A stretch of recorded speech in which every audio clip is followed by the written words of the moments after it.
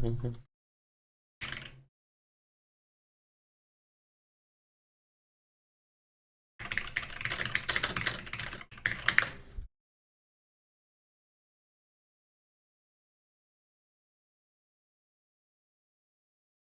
back.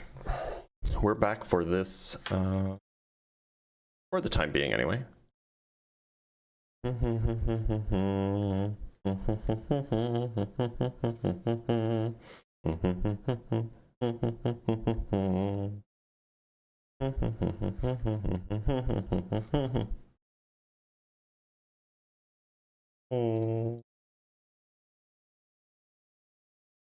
We're spending Hanukkah in Santa Monica, wearing candles, lighting candles by the sea.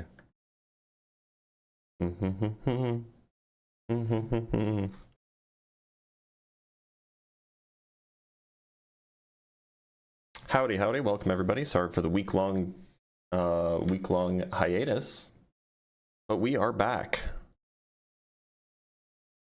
Oh.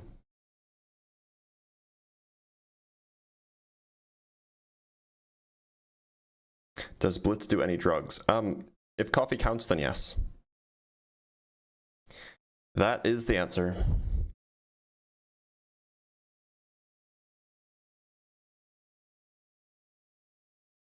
I am in Arizona. Yeah, I was just out of town to see some family. Today's live stream will be a little bit on the short end. I do have a video appointment at 11:30, so we will be ending a little about 35 minutes before usual. So yeah, sorry, Swanky, but such is the way of things.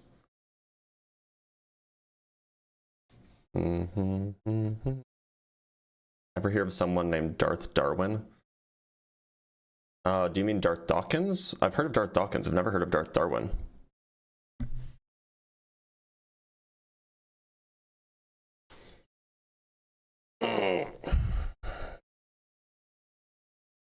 Where have I been? I was in New York. I was visiting family. We'll let some people trickle in. We currently have nobody worth talking to in the guest box.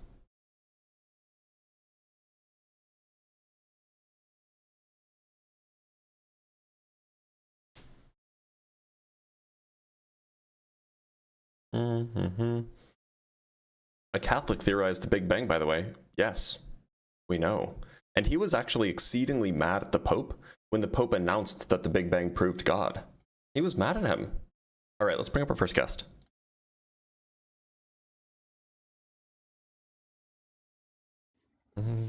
Major Tom, how's it going? Hello, nice to meet you. Yeah, likewise. Major Tom, how old do you think the Earth is? I don't know, but I just want to ask about this question. Which church are you talking about? If you think the Earth is 6,000 years old, then your church. If you don't think the Earth is 6,000 years old and your church never said that, then not your church. Yeah, I'm a Catholic church and it never said that, so... Okay, then it doesn't apply to you. It's not your church. Okay, sorry.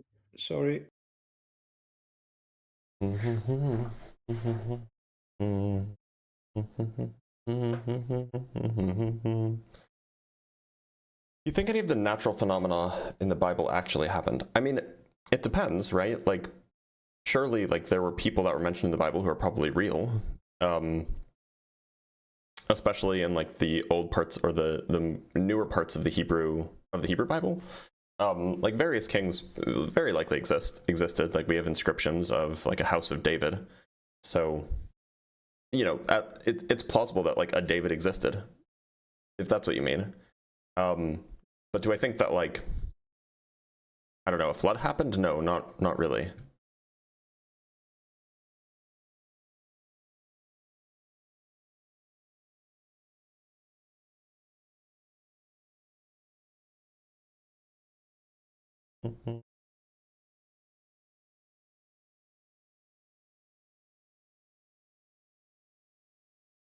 Does this impact the religions of Gielinor?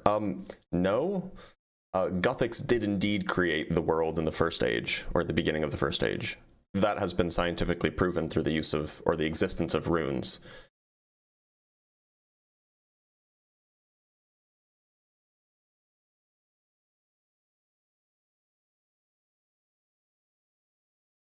Why do you believe in an eternal universe? I don't. This is not something that I dogmatically adhere to. Howdy, howdy, everybody. Has Darth ever called me? I've spoken with Darth a few times. All right, we'll just give it a little bit more time for people to trickle in, and we can eventually get some people up here to have a conversation with.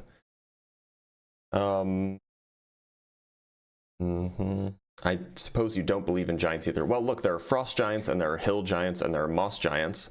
The moss giants are actually really convenient for training your range. At least they were back in the day. But, you know, frost giants, hill giants, just, you know, they're there, but nobody really pays attention to them. Do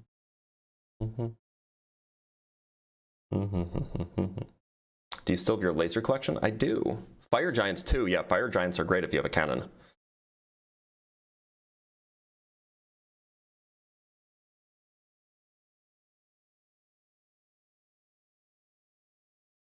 All right, let's talk to DBQP.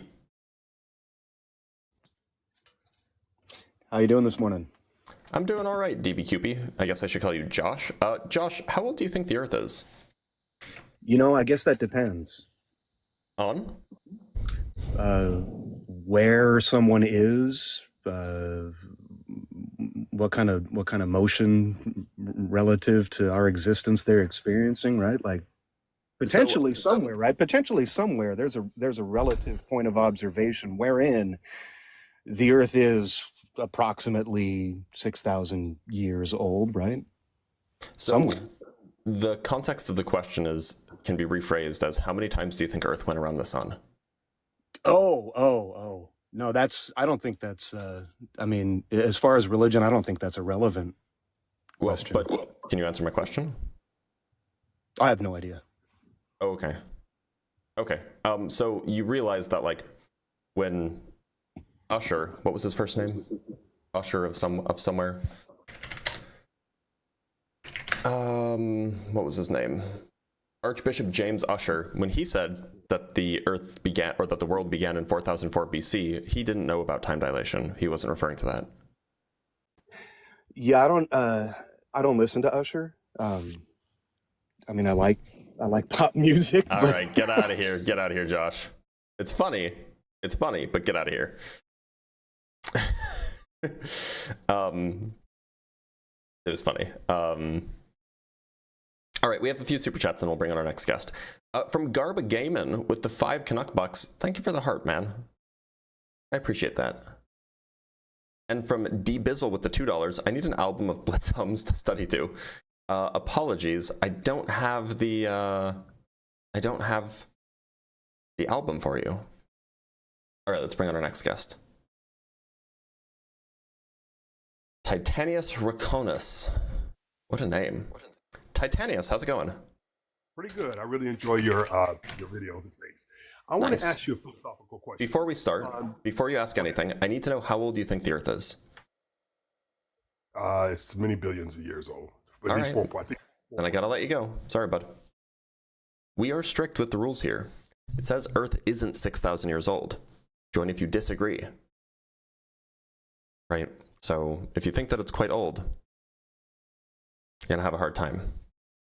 Major Tom, you didn't disagree. Can you release a rap album with Ian? I don't think so. I think that would be really bad.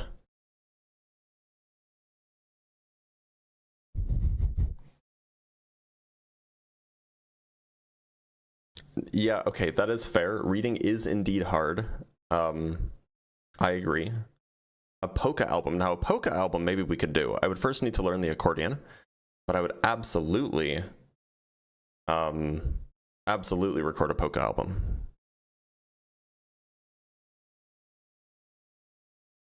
All emerging scientists were priests. The inventor of the scientific method was Anglican. Yes, and then we had the Enlightenment era, where people started to move away from the church because they realized that this newfangled science thing is actually really, really helpful for understanding the natural world, and that we don't require a theistic explanation for everything.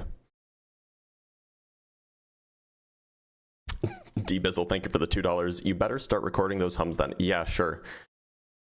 Tim, you missed a wild unapologetic this week. I did? Oh, that's such a shame. I'll definitely have to go back and rewatch it this week.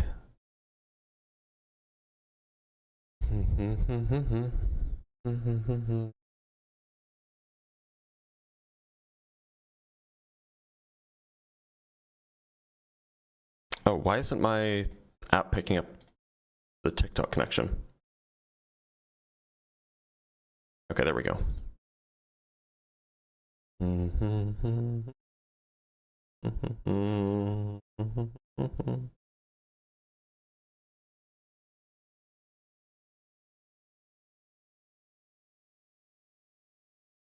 Missed some douche Christopher some Christopher douchebag who's making his rounds. Bummer. Bummer.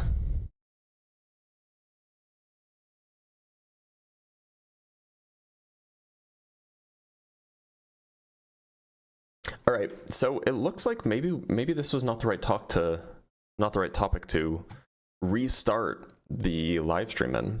So what we are going to do is we are going to just change topics. Sorry.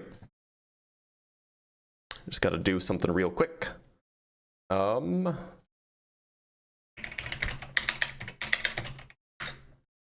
wait a minute. We have a guest.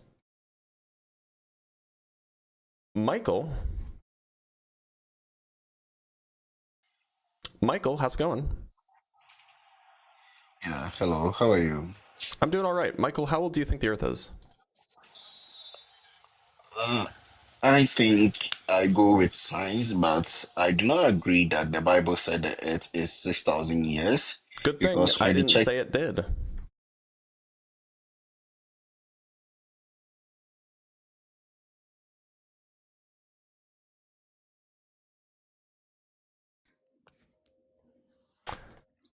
Zach, how's it going? I'm very well, thanks. How are you? I'm doing all right. Zach, how old do you think the Earth is? I would say 6 billion. Okay. So you disagree that the Earth is 6,000 years old?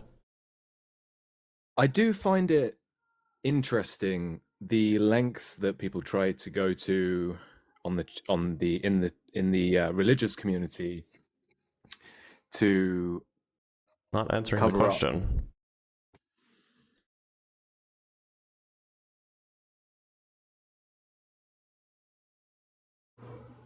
Gowron, how old do you think the Earth is? You mentioned possibly changing the topic, and I had an idea if you're interested. I already know what topic I'm going to change to. Okay, bye. Bye. All right. Hold on. I just got to make sure that I change the title of the live stream. We are going to change to this one. Easy peasy. Closely related, so people shouldn't feel like that they're being suddenly having the rug pulled from them. But I just got to take care of something really quick. I just got to change the name of the YouTube live stream. So give me just one moment, everybody.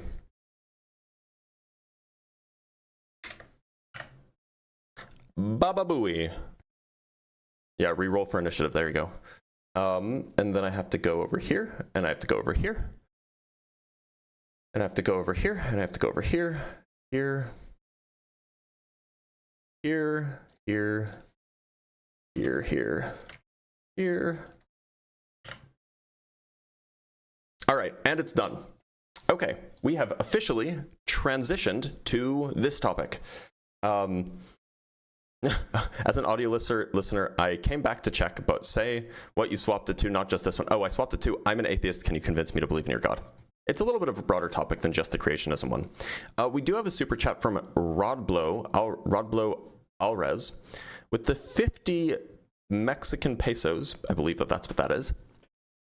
Good morning, quick question. Do you think that our intentions and desires are part of our evolution process? Do they count or affect evolution? I mean, sure, in some sense, of course they are. Of course they're like a part of the evolutionary process, as in like as our psychology evolved, right? That's like the whole business. Can't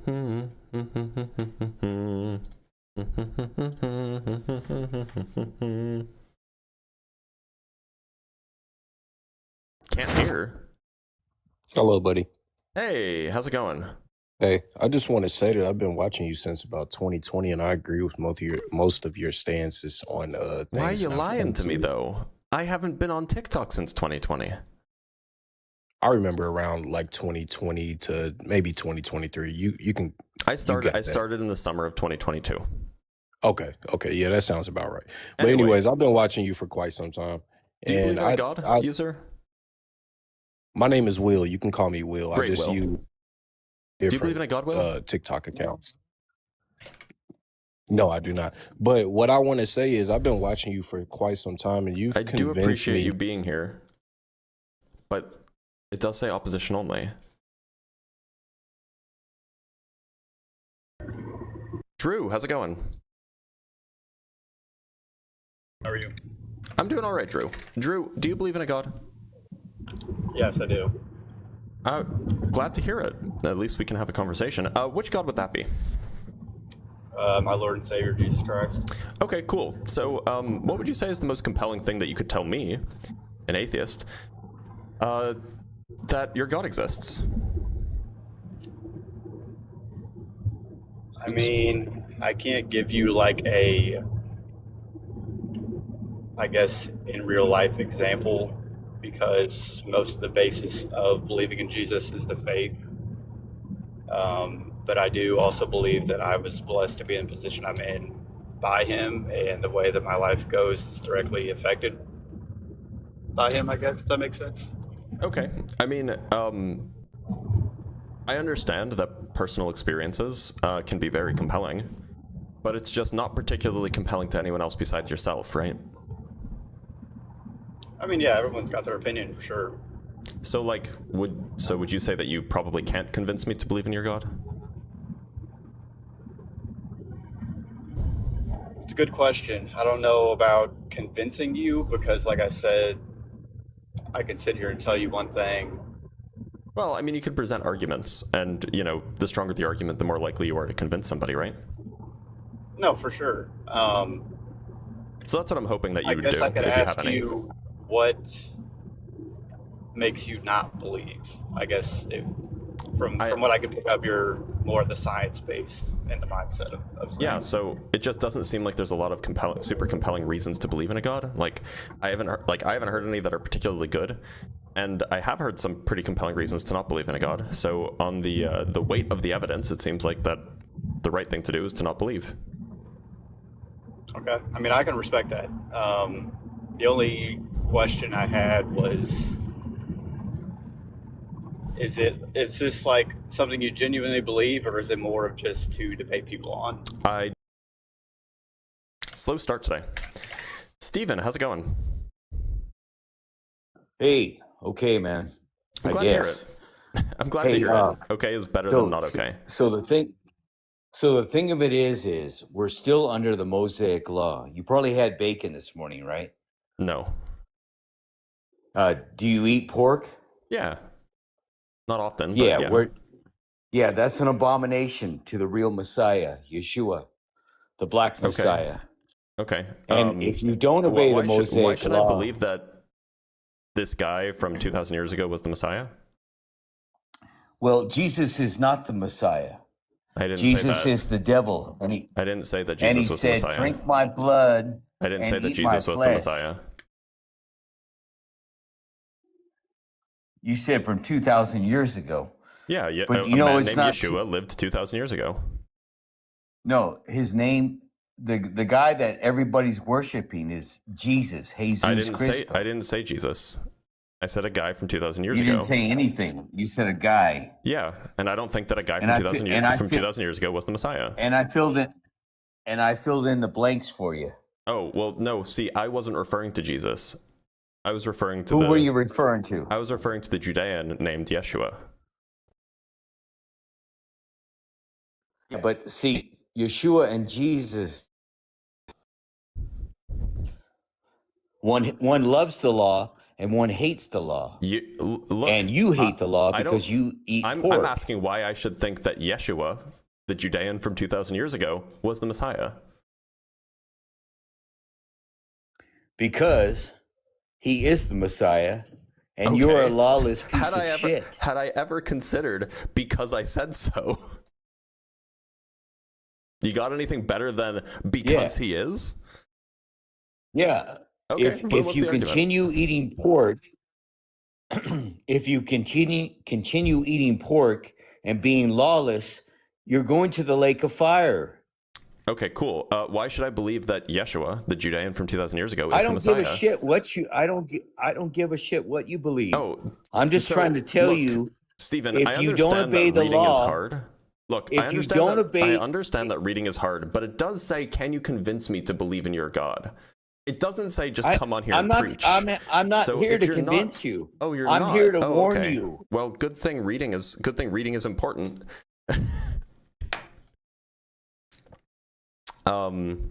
All right, we have a super chat, and then I'll bring up the next guest. From MILF Wrangler, great name, by the way. Thank you for the $5. I heard Justin mention your name on either AXP or The Line, and was wondering if you hosted any episodes or will in the future. I haven't hosted any. I don't know if I will in the future. I'm just so busy with my own stuff. But I am co-hosting with Matt Delahunty today on The Line at, I think at like 5 or something like this. Go check The Line on YouTube, and you'll see that there's my face there on today's episode. Thank you for the $5, the MILF Wrangler. Yeah, day drinking is only fun if you don't have to be intelligent that day.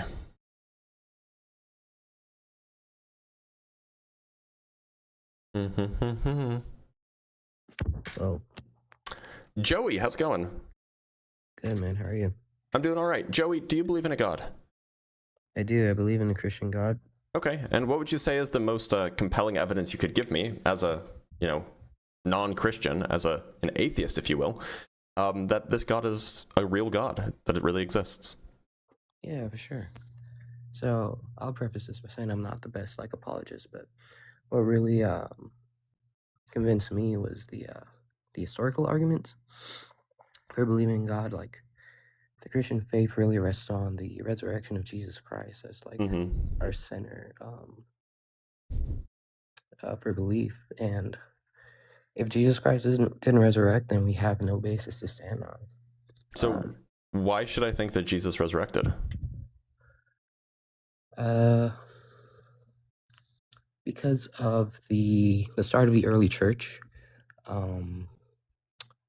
their whole belief was from the apostles that people saw him, and with St. Peter, who started off the church right after Jesus' resurrection.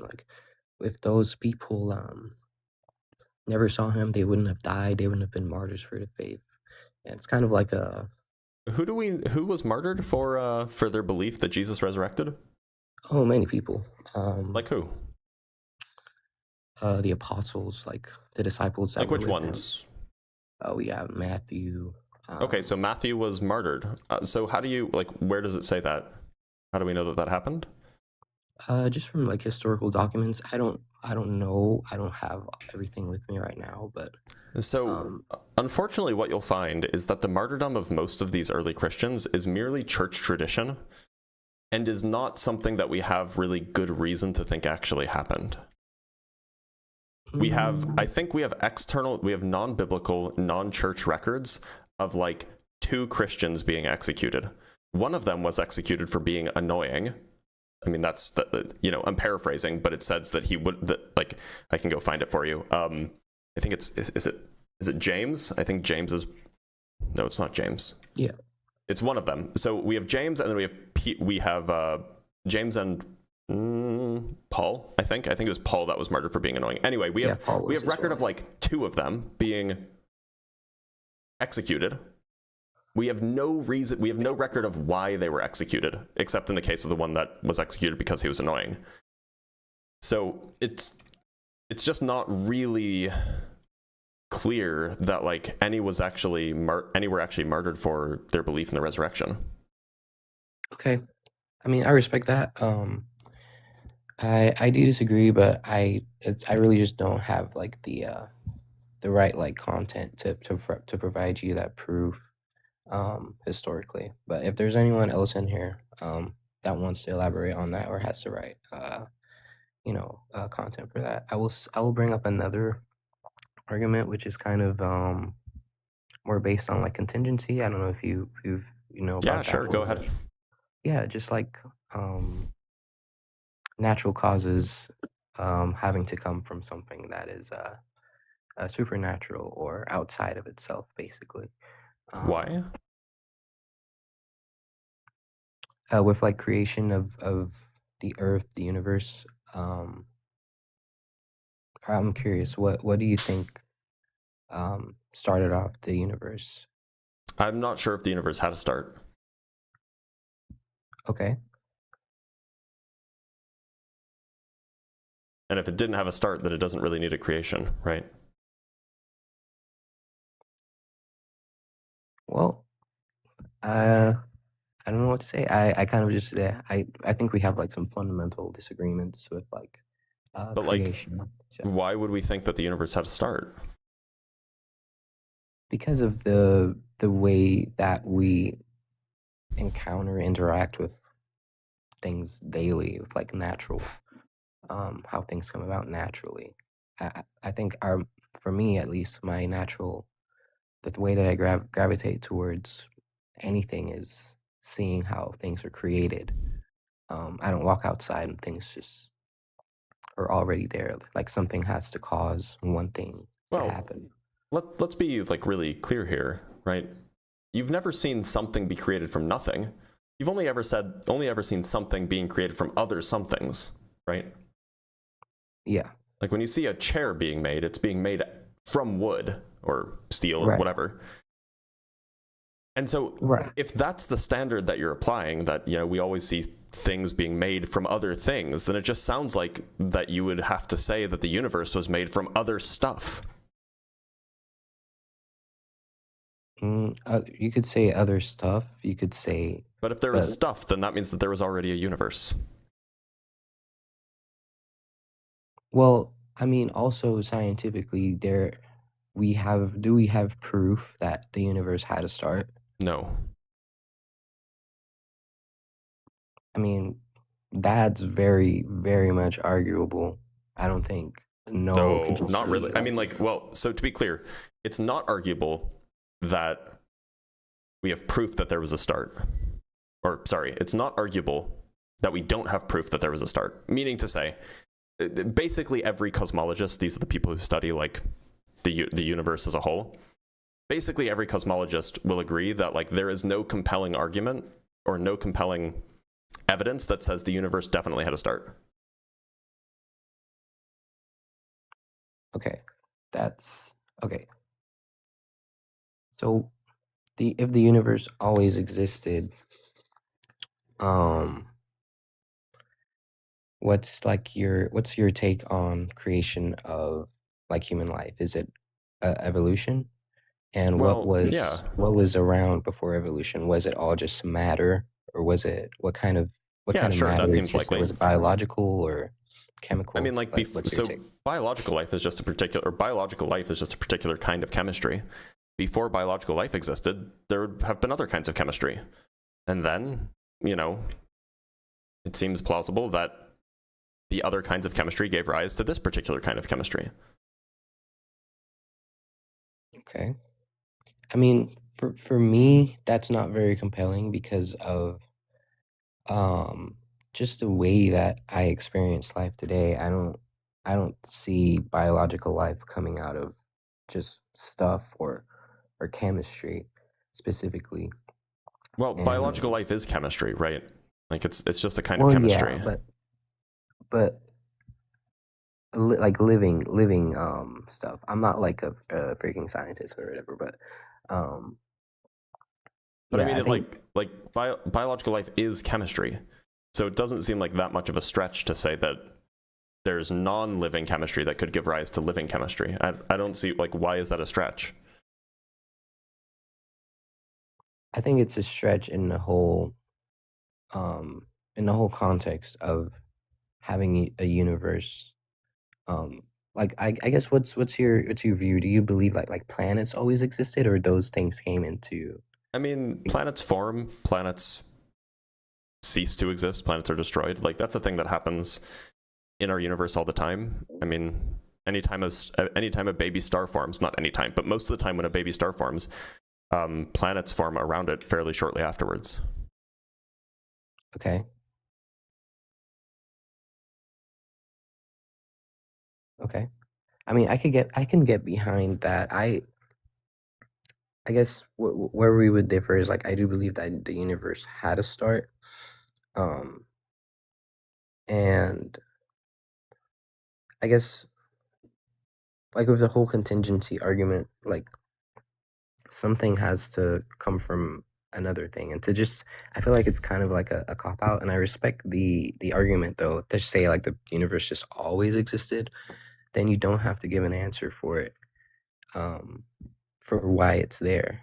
When science, the whole idea behind science is trying to provide a how. And well, science is trying to figure out why is it this way, or why was it that way, or why will it be a third way, right? That's what science is about. Science is about trying to understand. You know, for example, like the Big Bang definitely happened. The Big Bang was not like the start of the universe, but it was like some particular event that happened. Like, the universe expanded, right? And so one of the questions that we can ask scientifically is, what caused the Big Bang to happen? Did it have a cause, or was it some sort of like a different kind of relation with something that was perhaps not prior, or not temporally prior, but like ontologically prior, or something like this? So we can use science to try to understand the way things are without having to assume that there was a beginning. I've actually never heard the Big Bang or like not be ascribed as the start of the universe. It's very interesting. If you there's something that you might find interesting that I can show you. Let me see if I can find it.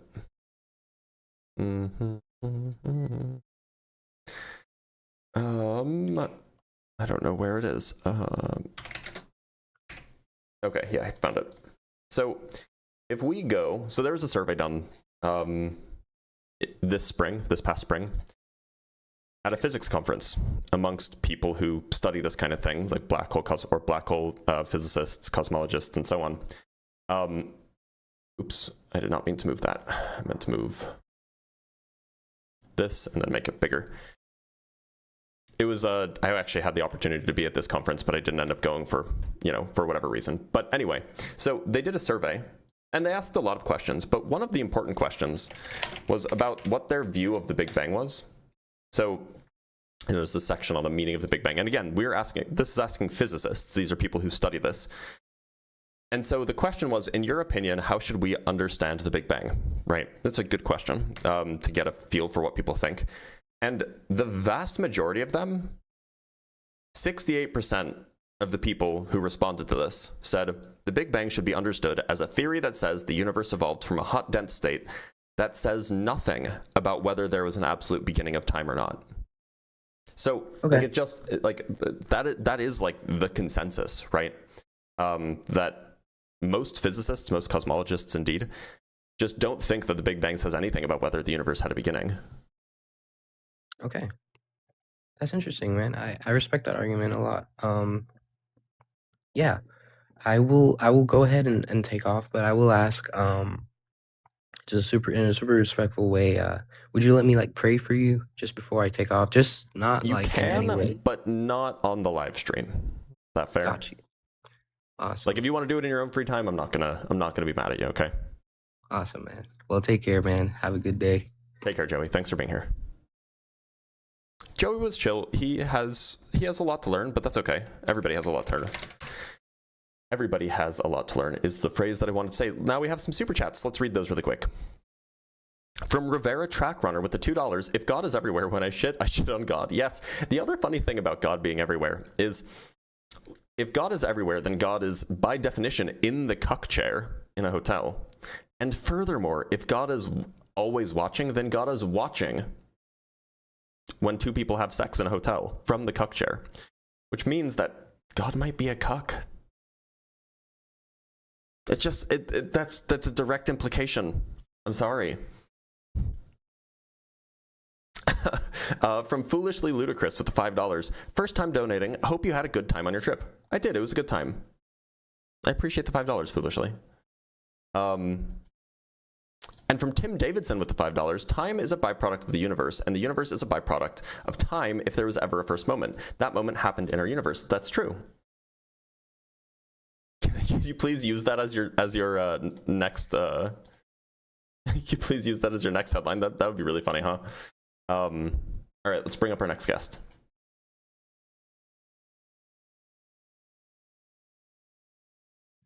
Hello.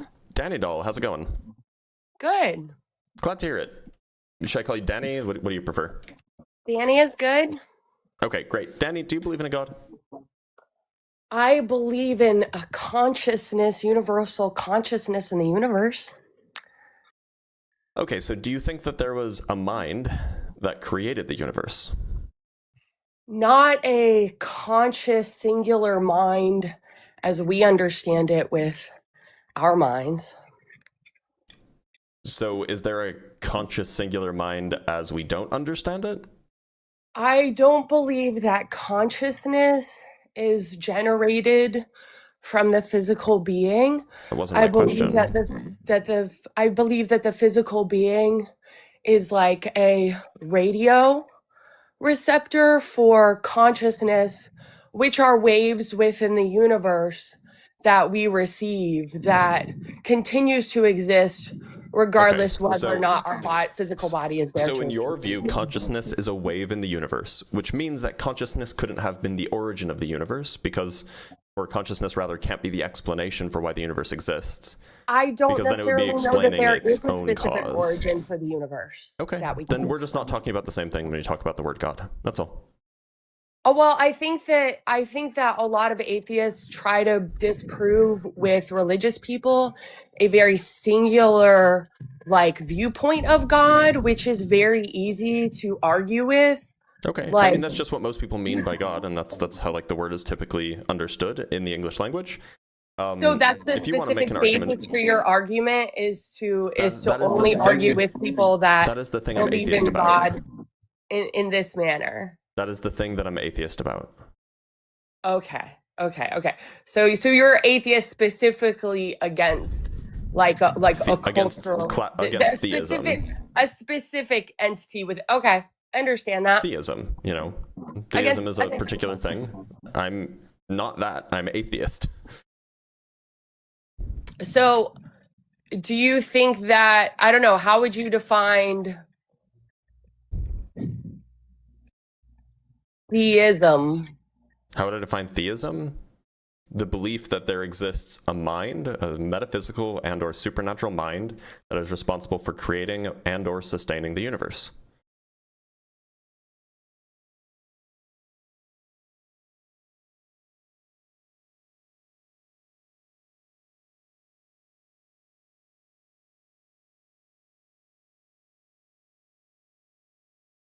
You there?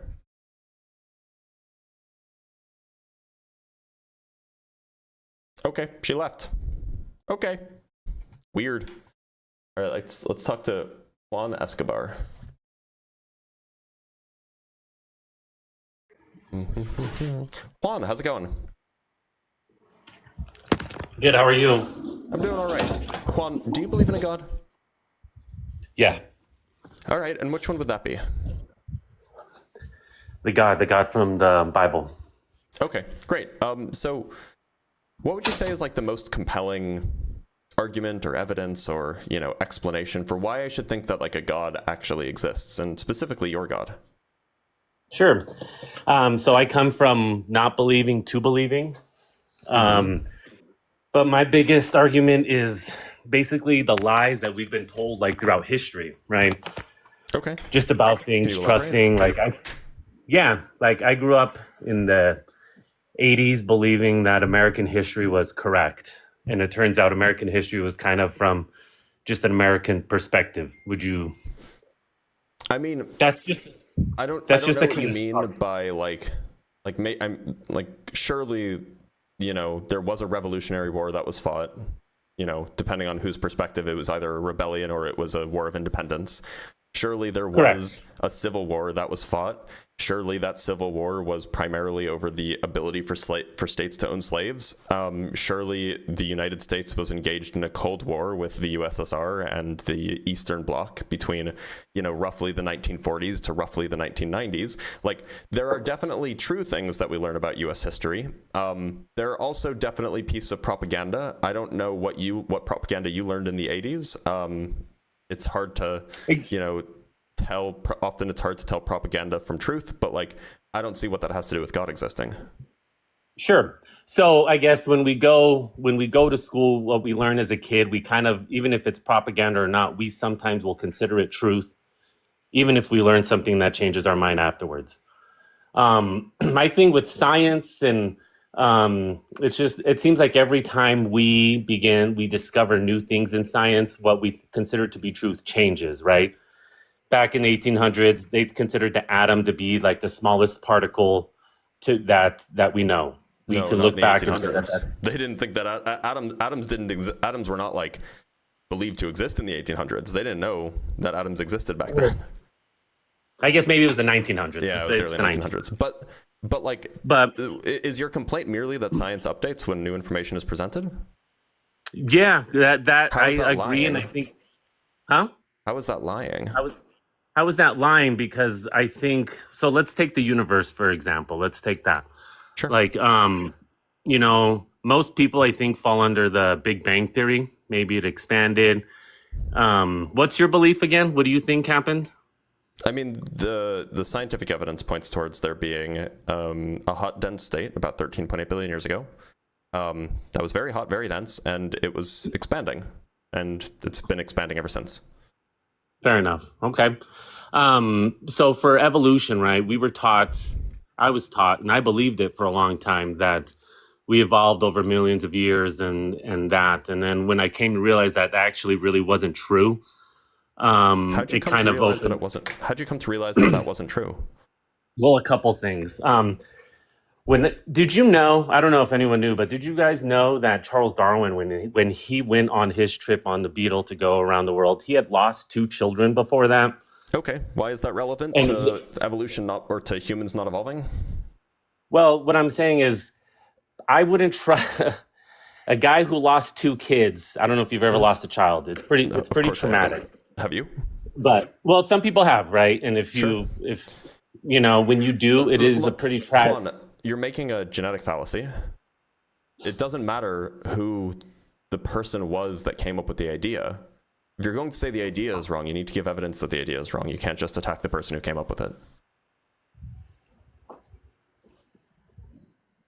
Okay. Is everyone believing his theory of evolution, though? No, that's not even the modern view of evolution is post-Darwin. It's called the modern synthesis, is the modern theory. Also, by the way, I don't even think Darwin was married prior to going on the Beagle. I think he was single and he didn't have any children. Yeah, he was single and he didn't have any children. So why did you just lie to me? Lying's a sin. Lying is a sin. I didn't know. You didn't know that lying is a sin, really? Okay. So where'd you hear that? Oh, he left. What a coward.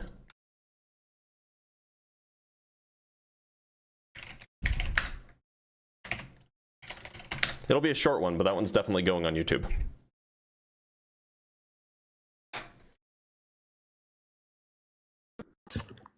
Yo, what's up? What's good, Blitz? Foundational, how's it going? I'm great. What's good? Hey, Ben.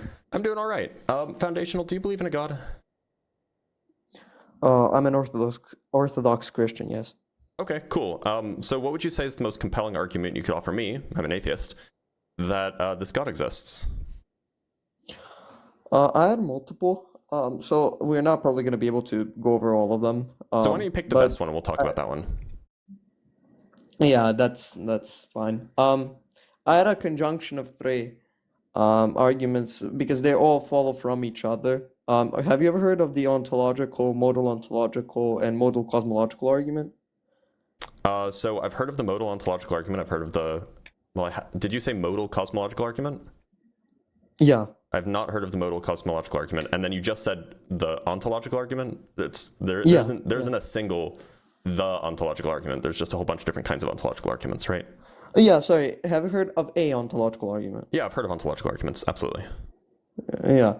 I'm just gonna run the standard Anselms. I don't know how people run the ontological generally. I'll just run it how I know it. If I'm misinterpreting something, then that's my bad. But basically, the idea is obviously like, imagine a maximally great conceivable being that you can like conceive of or whatever. If you say that that being doesn't exist, then you're not either doing what I'm asking you or you're wrong, because a being that exists is going to be greater than a being that doesn't exist. How do you figure? And because yeah, I think the existence will be like a great making property for a reason that a being who doesn't exist or it only exists as a concept would be mind dependent, but a being that exists mind independently. I think like the difference in the two would be that being that exists mind independently would have less boundaries, hence why it would be more powerful than the one that exists in the mind. So I could imagine, let me give you an example. Let's say I imagine red, just the color red, right? The color red, sure, in my imagination has no boundaries. But if there's a physical red thing, that physical red thing will absolutely have boundaries. So it's not clear at all that something being conceptual rather than actual means that it has more boundaries.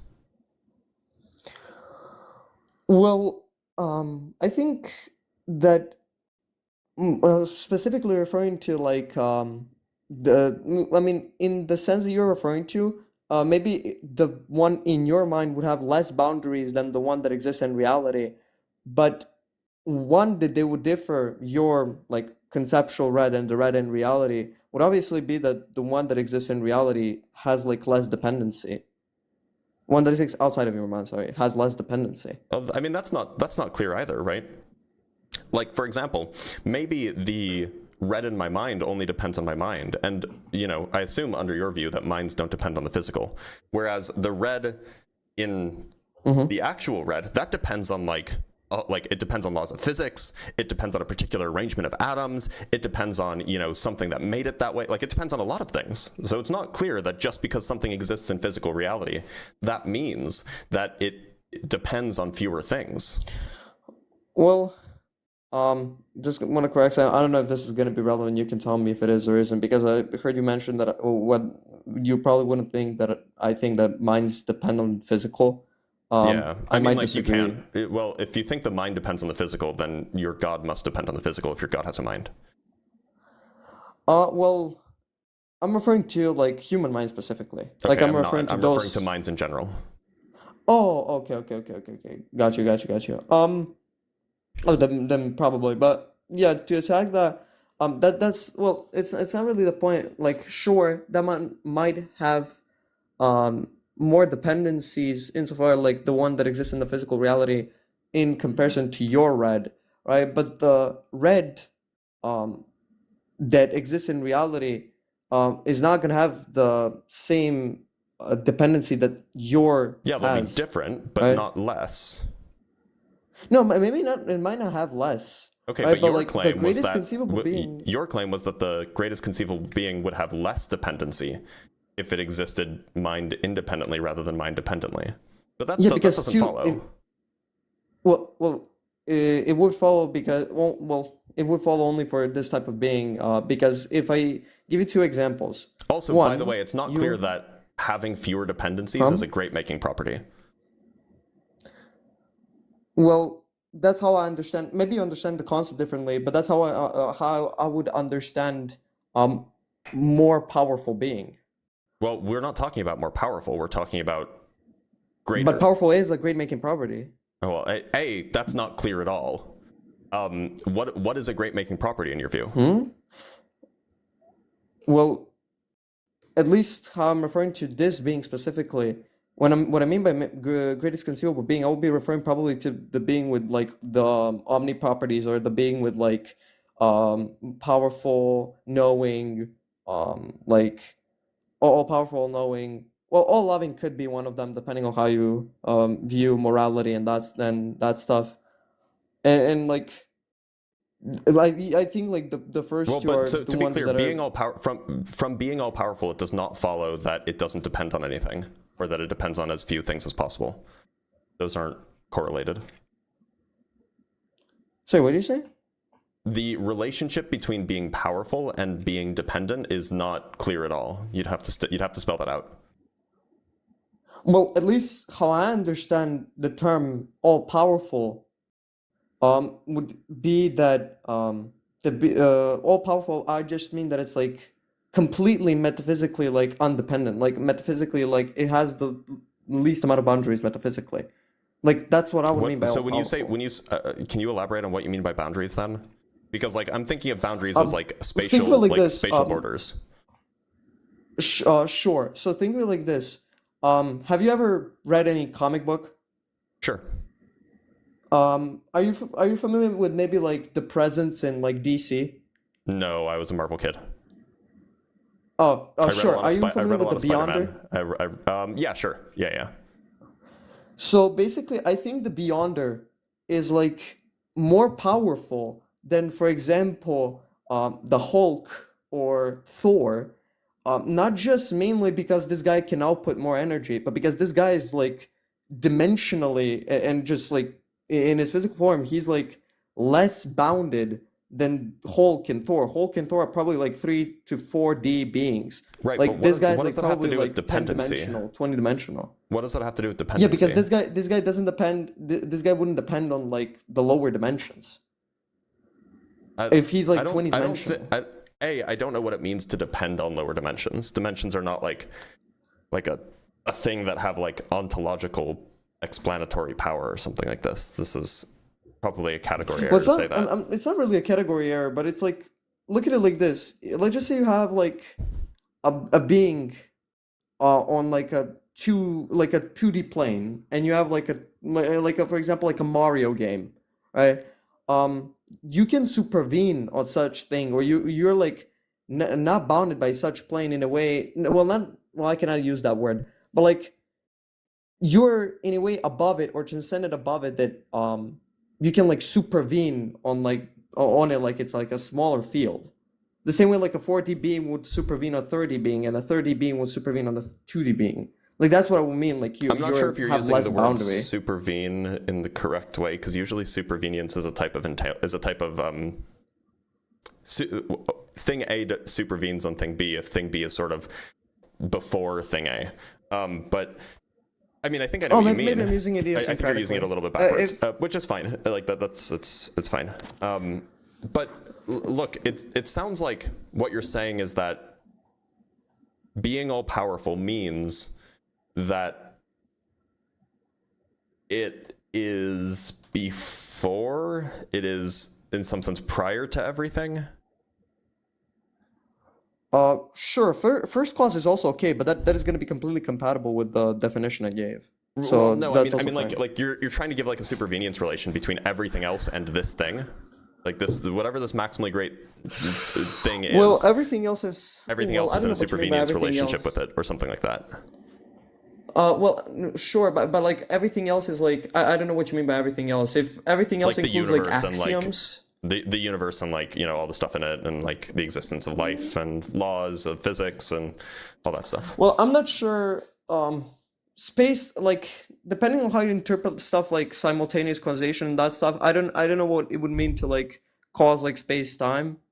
But like, yeah, sure, he was before all the things that are like But then it within just space sounds like time you're and that are like within defining. the universe. It just sounds like you're defining being all powerful as being in some sense like a, I'm using cause in a non-temporal sense here because I don't know a better word for this. You're just defining something that is all powerful as being the cause of everything, right? Well, depending on how you interpret everything, or Everything else, I how should you say. define I should say everything else. and if that everything else doesn't include maybe stuff like axioms, then sure. Because the way I view axioms, I don't think like Yeah. I think mean, like, there will be a stuff lot that we of can agree issues. exists, like you and me, and like planets and Yeah. stars. Oh, And, sure. you know. Like, in a trivial manner, sure. Yeah, I feel you. Yeah. And so like this seems sort of like begging the question in that you're saying that, well, there is a cause for everything. In order for this thing to be maximally great, it has to be all powerful, and being all powerful makes it the cause for everything. And so it seems like you're kind of like assuming that there is such a thing, it can exist or does exist, and then saying that being all powerful makes it so it's that thing. Seems a little bit problematic. It's that's not really what I'm trying to do, or at the very least, like, all powerful wasn't the definition I was trying to go with. The reason why I like kind of agreed to it is because that's the one me and you can both understand. Right, the one that I gave for like metaphysical, like the least amount of metaphysical boundaries. That was the one that I was trying to go with. But that doesn't. It's not clear that that's a great making property, right? I mean, like, I can give you an example, by the way, or a counterexample, perhaps. Imagine the greatest possible war, the maximally great war. Well, the way that great in the colloquial sense, where like it's like where one of the properties of great is good, right? War, like, a war between two countries or whatever, or between two species, like a war. The greatest possible war would be a war that doesn't exist, right? Because the greatest but the reason and why so it's just not clear that being the greatest possible something means that it must exist. Yeah, but when you said the greatest possible war, might entail that if like what would make it great is that it has like the least amount of injured people or something like that, then sure. Good. Yeah, if that's what you mean, then sure. I understand the definition, but the reason why that would be the case is because you limited the scope. Right? Like, but you my could have said that for point anything. my point is that just by being the greatest possible something, that does not then entail that existing is a great making property. Well, it would, but the reason why it wasn't in this specific case is because you limited the scope. Well, okay, so can you give me an example of why I would think that being in existence is a great making property, or in fact, what it even mean? And perhaps, we can just start there, and then we can back up later if necessary. Can you give me an example of a case where I got you. Of a case without limited scope, right? Where being in existence is a great making property. Well, without a limited scope, there would just be like generally like a thing or an object. That would be like a thing without like any scope, because you can attach all the great making properties you can to it, right? Like what would make it the greatest thing is just to attach the maximum amount or the maximum possible great making properties. Right? The reason why I think like existence here would apply as a great making property is because if this thing it's just in the mind, meaning mind dependent, or is in reality, meaning mind independent, the one which is mind independent is able to cause things in reality. And the reason why that's relevant to not be that it's just like question begging is because if it is only like in the mind, it makes it no different than like a unicorn or dragon. The only things that it can cause and where it can cause is within the mind. But if it is mind independent, it can cause anywhere, and I don't have any power or any authority over it. There's no dependence relation between that thing and me. Like, it doesn't depend on anything. It's not clear that just because something is mind dependent that it can't cause anything. Like, laws are mind dependent, but laws cause the action of people to, obey. Well, I don't mean physical laws. I mean like give me an like example. Legal, like for example, the law against tax evasion causes people to not evade taxes. Right? If that law didn't exist, people would evade taxes. It's really like not the law. I understand the example. Like, don't get me wrong, but it's like, even in the case, it's not really the law which is like putting you in jail, or which like takes away your money if you don't pay taxes or whatever. So look, is the law a necessary cause for people not paying taxes? It might not be a sufficient cause, I agree, but it's definitely at least a necessary cause for people paying taxes. Well, I wouldn't say so. I would probably say the people that set up the laws are the cause for these. So a people necessary, doing this. a necessary. Maybe indirect, but it's still a cause or an ultimate cause, or like the first cause. Look, for this. I'm not saying that the existence of the law is a sufficient cause. I'm just saying that it's a necessary cause.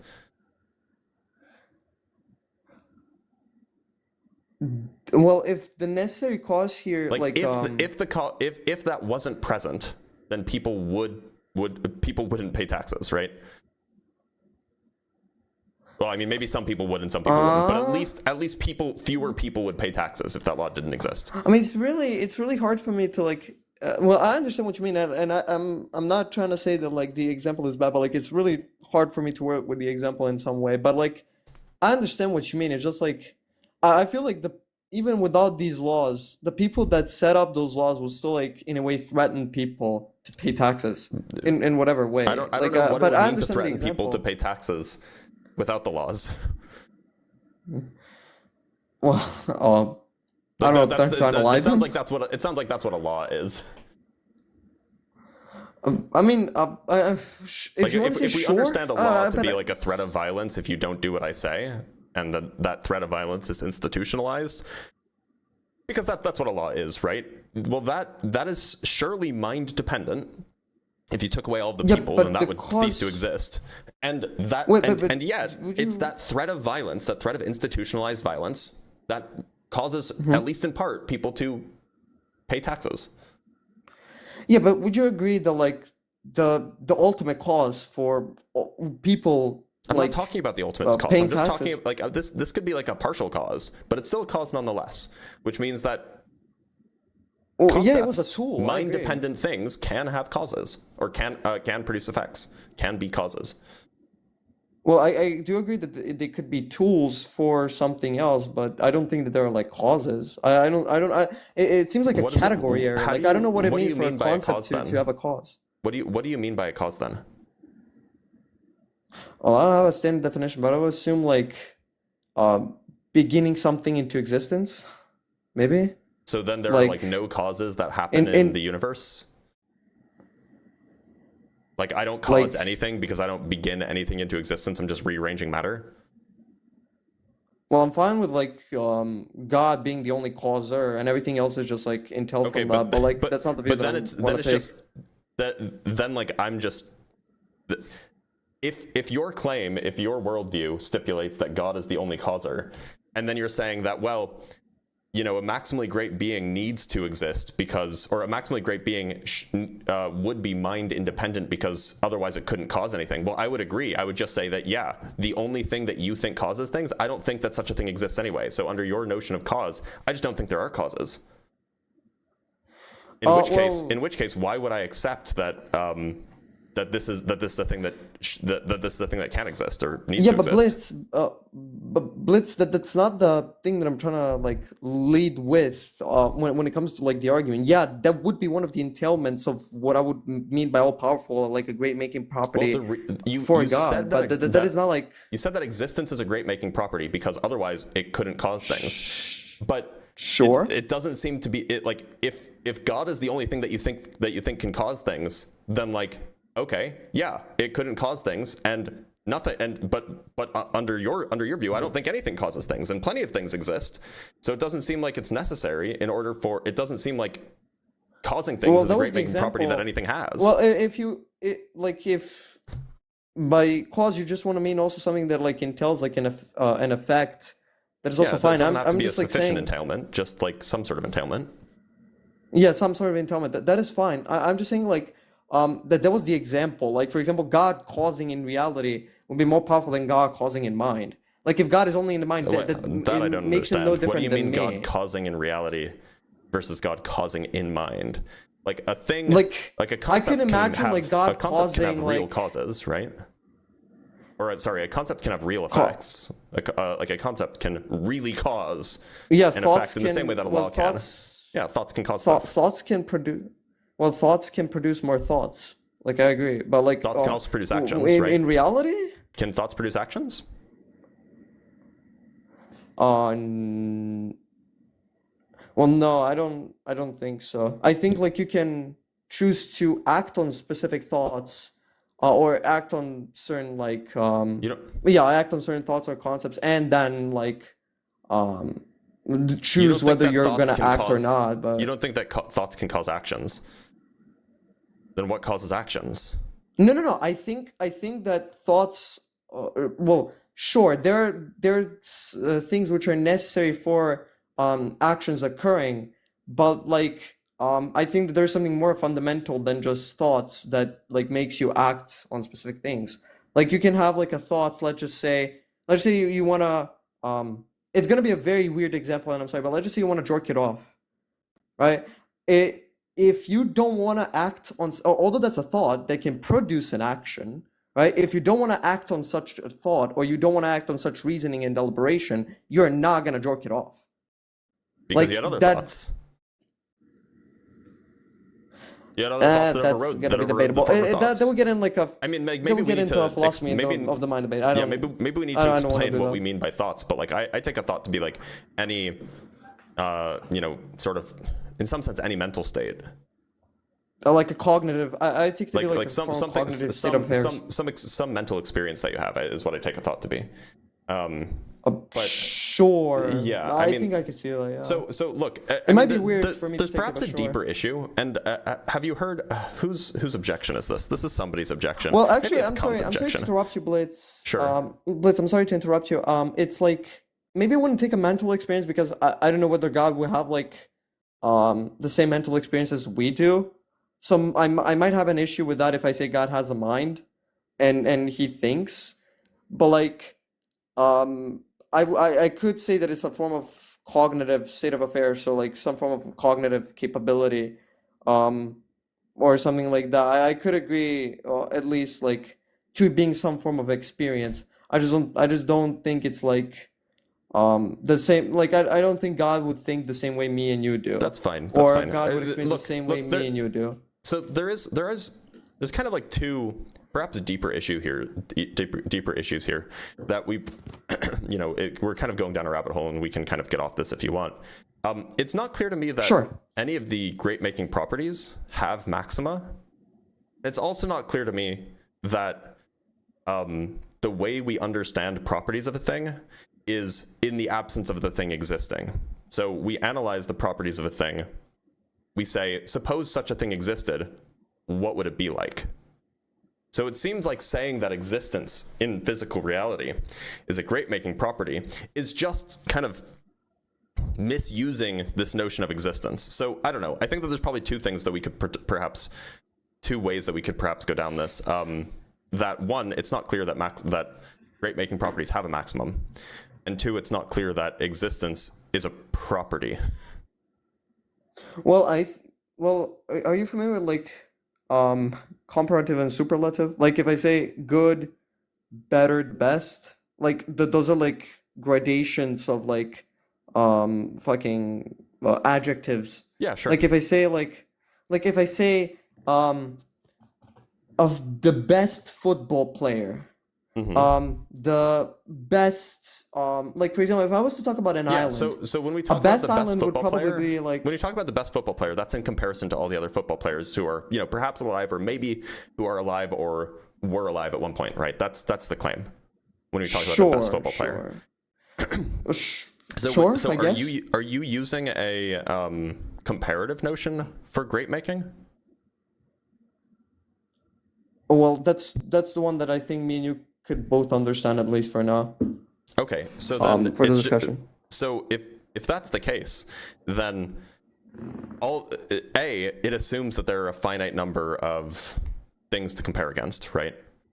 Like that's not clear. Well, I don't think. I think obviously. Yeah, sure. That's why I said great. Well, to say something. That's why I said like great is conceivable. yeah, conceivable is like you don't have an infinite amount of like. It's not clear thoughts, so you that there cannot is a conceive of greatest that. conceivable anything. Like for example, there's not a greatest conceivable number. But well, for example, like, well, yeah, sure, like I can agree to like numbers and stuff. I do agree to that, right? But like I think like insofar as like when we talk about like a greatest football player or like a greatest MMA fighter, like there was a greatest MMA fighter, sorry, there was a greatest football player which had all the properties. Only comparative to the other ones that have already existed. This is not like the Yeah, that we know metaphysically of, greatest yeah. one, right? This is not the greatest conceivable. There is Well, no yeah, that greatest depends on conceivable your- MMA fighter, right? Well, when I'm referring to greatest conceivable, I think to like obviously what we can conceive, right? Like Yeah, I there don't think there like are qualities that we or there are But that objects or depends on there are the epistemic nouns that we axis. can conceive. There are objects that we can conceive, like numbers, that don't have a greatest. But I don't think you can conceive like all the numbers. Conceive of Yeah, all you're the right. numbers. So there is Like, no greatest conceivable number. Similarly, Yeah, but I I could don't even think it's conceive I don't of- think it's correct to say that there's a greatest conceivable footballer or a greatest conceivable MMA fighter. well, yeah, in terms of like greatest conceivable, well, you could conceive of like a footballer or like an MMA fighter or like an island that is the best of all that you have seen or you Yeah, have but that conceived. doesn't. So look, if your claim is merely that there is a greatest thing that's like that, like it's like more powerful than anything I've seen before, and it's more good than anything I've seen before. That just doesn't sound like something that is maximally good. But when it well that's And like that important could when I just say be an maximum alien, right? Well, real quick, when I say maximally great conceivable was obviously referring to like a specific epistemic axis that I have, right? Like that obviously wasn't referring to greatest conceivable in terms of like everything that could be conceived of. Like I'm referring to like a specific epistemic axis that I would have, or like a average Joe would have. Like I probably wouldn't be referring to like all things that could be conceived. So what does it mean for something to be have the greatest or maximally, I don't know, maximally strong? What would that mean in a greatest conceivable sense? Oh, that's actually a good question. Like for example, well, out of all things that we have conceived, and like it will probably be the like you could bench a fucking well, in my at least how I view it, you could probably bench like a galaxy, or you could bench a universe or some shit like that. That would seem to me like a greatest to Okay, what but I what have if I like conceived then of. conceived For of something example. that could bench that plus 1 pound? Okay, then I would conceive of one that could do that plus 2 pounds. Right. Like, so yeah, it doesn't sure, I make get your sense to say point. that there's a greatest or a maximally strong conceivable thing. Well, there could be one that you could conceive of, but not that could be obviously conceivable generally. Yeah, so my point is it's not I clear think- that there are greatest conceivable, that some of these properties have greatest conceivable things, or greatest conceivable elements rather. No, sure, there could be, well, conceivable in a way that like could be conceived of, well, maybe sure, but like conceivable in terms of like that you could conceive of it, there could be definitely a limit. There Like, could be, but it's not clear that there is. And the burden is on you to show that there is for all of these great making properties. Well, for example, I think like I could conceive, like if I was to try to conceive of like an island, like the most beautiful, the best island, I think there would be an image popping out in my head. Yeah, but how I many think palm that trees you does could it also have? have that. Well, to me, perfect would probably be like a 6 or 7 trees on like the like 6 or 7 palm trees on like the surface, like. Yeah, but like in my view, like a more beautiful island has more palm trees. So Ooh, then that's gonna be subjective. Yeah, I agree. Well, so yeah, like, that's why so it then, depends so, on one but, so epistemic then, axis. then I can't conceive of a greatest possible island. Well, not conceivable in like that you In could fact, it's possibly conceive, maybe inconceivable. not, but No, it's impossible to conceive of a greatest possible island where the greatest possible island has or where an island is greater than another island if it has more palm trees than it. Well, I wouldn't see really like impossible. Are you referring physically possible? Impossible, sorry. I mean logically possible. It is logically impossible to Well, I have an wouldn't see a island. contradiction. So the contradiction is that there is no island that has a maximal number of palm trees. The contradiction being that there is no maximal integer. And you can derive a contradiction from assuming that there is a maximal integer, which would have the more palm trees than any. Yeah. By the way, I just want to say I didn't intend 6-7 on purpose. By the way, but just right. I'll clip that Blitz. Don't worry. But anyways, that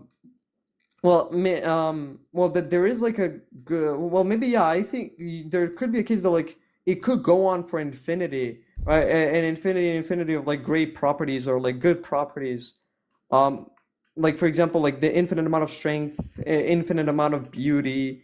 If that thing even had an amount, I may be making a category error. But like you understand what I mean. Saying infinite amount is a mistake. That is mathematical gibberish, right? Well, sure, but you know what I mean. I obviously wasn't referring to like amount, for example, like in kilograms or some shit like that. How you would measure that? I was like referring to like, for example, infinite beauty or like. What does that mean? Well, okay, yeah, that's hard to explain, but like, Actually, no, I know the answer to that one. It's my wife. Well, to you, for example, yeah, but like. No, objectively and intersubjectively. It's true. Yeah, and stands independently. I'm sorry. Stands independently, indeed. Yeah. Well, there you go. No, I'm trying. But like, maybe, like, maybe it wouldn't be infinite beauty. Maybe yeah, there would be like a limit. Now that I think about it myself, but like, it's like, just like the most beautiful, and that like. Maybe it isn't impossible to have that, maybe it isn't impossible for that to exist, like, logically, but, like, it would be, not an issue, I don't know what I'm trying to say, it wouldn't be possible to, like, have that, like, logically, but it might be impossible for you or me or anybody to conceive of that, right? Like... So, look, the issue is that you're trying to propose that you're trying to convince me to conceive of something that might not have to conceive of something that is in some sense maximal, right? It is, you know, in some scale of measurement, it is the biggest or it is the most of whatever whatever that thing that we're talking about is. But it's possible that the thing that we're trying to qualify here, or quantify rather, doesn't have such a maximal element, in which case you're asking me to go on a fool's errand. This would be like asking me, hey, think of the greatest possible integer. I'd be like, I can't, it's impossible. There is no such thing. You're asking me to do something that is physically impossible. Now you can say, okay, think of the biggest possible number that you can think of. That's still impossible, because any number I think of, I can always think of one more than that. No, I feel, but like, in a way that, like, if it cannot go on infinity, like, you cannot have infinite beauty or something like that, but at the same time there isn't a limit to it, I wouldn't understand what, like, I wouldn't understand what you're talking about, because to me that seems like a true dichotomy. Like, I don't see, like, So it either for has example, a limit or it doesn't. Think of the greatest possible number less than 1. Oh, are you doing it? I see. Well, I'm doing it, but it's hard because I cannot conceive of it. Well, there is no greatest possible number less than 1, kind of by definition. Yeah, but it goes on infinity though. Like, but it's there's still an bounded. infinite amount of It's still decimals. bounded, right? It's still bounded. None of these numbers are greater than 1. Between 0 and 1. Well, yeah, between like 0 and 1. Yeah, like it's gonna be bounded because it's gonna be bounded by 1. Right. But like, there's still an infinite amount of decimals, so it still goes on infinity. Well, it's saying there's an infinite amount of decimals doesn't make the number infinite or anything, right? Like, all it means is that any number that you can, and it doesn't even make the number of decimals doesn't say anything about like the qualitative number, right? 1/3 has an infinite number of, you know, 3s after the decimal point, but that doesn't That doesn't say anything about it being like I mean, like, infinite or like, something, what I mean right? is It's just, like, 1/3. Sure, but like when I say like greatest number like before one, if greatest means like the biggest number, like it would just mean like it would be like 0.9999, and then 9 would go like infinitely. No, if it Right, went infinitely, then it that's would still be gonna go equal to 1. And that then you would not be doing what I'm asking you to do. I Oh, want, actually, I yeah, want the that's true, greatest that's possible true. number less than 1. And I could even specify, think of the greatest possible rational number less than 1. Now you can't even complain about the number of decimal digits because everything is representable Okay, yeah, in a finite way. I understand, yeah. And so, look, my point is, and I don't know how often No, this I is brought up understand in your the point, I literature. understand your point. It's just not clear that, like, these are qualities that have maximal elements. Yeah, I see what you mean. I mean, at that point, I think it's just either gonna be like an intuition difference, maybe. Well, if you're trying to present a deductive argument, then you can't just say, like, maybe your intuition says that the premises are true, but if you're trying to, but a deductive argument is only as strong as you can convince somebody of the premises, right? Well, no, no. I agree with you. I absolutely agree with you. I'm just like referring to like the properties, stuff that we were talking about. I think then that's gonna be like a difference in intuitions insofar as like maybe there could be well, at least I don't know, but like maybe yeah, there could be like a great as this, great as that, or at the very least there could be like the grades that I could conceive of given my epistemic access. But I think yeah, that at that point is gonna be like an intuition issue. And at that point, yeah, I can convince you because we have different at least background commitments. But like, I mean, can I so try something else though while I'm still up? How long have you been up? Let me just double check. If you haven't been up for very long, you've been up for like almost 40 minutes. I should probably move on to another guest. But feel free to come back another time. I will bring up and we can talk about another argument. Does that work? Yeah, and also I wanted to ask you one thing before I go. Yeah, sure. Can you help me with elastic collision? Like some other time, I have that for my like physics test, bro. Like a camera. Join my Discord server, and I won't help you because I make a point to not help people with homework and with studying because otherwise that's all I would only ever get that question. But other people in the Discord server may very well. So thank you, bro. Thank you. Is it like in your bio or something? Yeah. You go to the link tree. It's discord.gg/Dr. Blitz. So. Yeah. I love you, bro. See you. All right. Take care, bud. Honestly, that was pretty good faith. So I'm not, like, I'd be happy to talk to him again about some other argument. Let's read some super chats and then move on to the next guest. So we have $5 from C-Bar. Thank you so much, C-Bar. I do appreciate you, as always. Long-time donator. From Chase Martin Physics with the $5. Thank you, man. Or woman, I don't want to assume. My wife and I are eating soup and enjoying your live. Well, hello, wife. Hello, Chase. From Nathan with the $10. Thank you, Nathan. Thank you so much. I don't. But my parents find it compelling that kosher laws were hygiene and dietary reasons before biology was understood. It must have been defined. Look, so it's likely the case that they were hygiene and dietary laws before biology was understood because people are just generally good at figuring things out. Like before we understood why certain mushrooms are poisonous, we knew that if you ate certain mushrooms, you would die. And so, like, it seems super plausible to me that, like, you see these animals that, like, eat fecal matter or whatever, like, or that, like, wallow in their own wastes, like pigs, and you'd be like, that's not a good idea. Let's not eat those. From Crypto Roast with the £2, how often are your Flirth Destruction streams? About once a week. From Smitshaw with the $10, thank you, man. How good of an argument is the problem of evil? I had someone try to refute the omnibenevolence premise. They disagreed that chapters like Psalms 145:9, James 1:17, or Matthew 5:45 do not represent that. Well, look, if somebody doesn't think that their God is omnibenevolent, then you could just say, okay, so is your God consistent with a being that's evil? Right? And with Garba Gaiman with the 5 Canuck bucks, if divine hiddenness is false, then God could appear in the sky every day. If divine hiddenness is true, then there is no proof of God hiding in S5 modal logic. Okay. Let's think about this. Yeah, so if divine hiddenness is false, then that means that God isn't hidden from anybody. Well, no, it's not necessarily the case that God could appear in the sky every day. If divine hiddenness is true, though, then there is no proof of God hiding in Oh, okay. You're understanding divine hiddenness as like God intentionally hides himself, which means that he doesn't leave behind any proof kind of intentionally. Divine hiddenness is usually understood as like a subset of the problem of evil, namely that like if God wants a relationship with everybody and has the power to achieve that relationship and knows when people do not have a relationship with him, then why doesn't he reveal himself to everybody in a way that would convince everybody to be in a relationship with him? It's kind of viewed that way. But you're saying like, well, why maybe he's just hiding himself intentionally. And sure, yeah, if that's the case, true. And from Air McKay with the $20, thank you so much, Air McKay.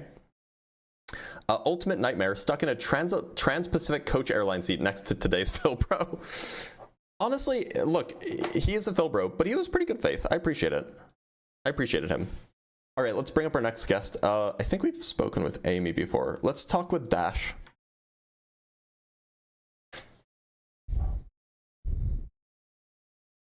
Dash, how's it going? Yeah, what's up? Some questions I Dash, have. Hold on, I need to check. How old are you?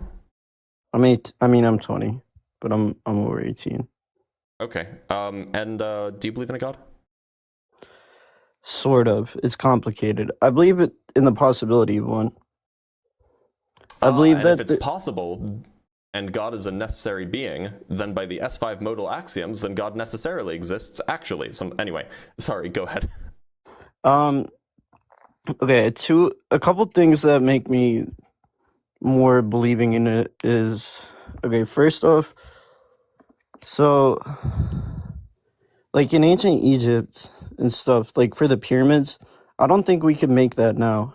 Like we don't have Pyramids are like the easiest structures to make. No, I'm talking about those specific pyramids, like yeah, the cuts and they would stuff. be so easy to make.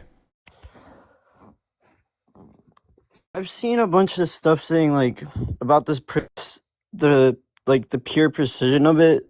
Like, bro, have you seen the Burj Khalifa? There's a reason we don't make pyramids anymore, and it's because they're wildly inefficient for what they are. Literally children can make pyramids. You're just stacking blocks on top of each other. I'm not talking about the shape. I'm talking about those specific ones. You mean the ones in Egypt, right? Yeah. What about the bent pyramid? Could we make that one still? Which ones are those? The bent pyramid was the first pyramid in Egypt, and they screwed up the angle so it has a bend in it. Like it's steep and then it's not steep because they're like, oh, this is too steep. It's going to be too tall. We can't make it. So then they made it less steep. Like it's actually wild that you haven't heard of this. And it actually shows that like there was a process being used to build these things that like that the process developed over time, because it's like a perfect example of like humans figuring things out as they go. Let me show you. It's actually really neat, by the way.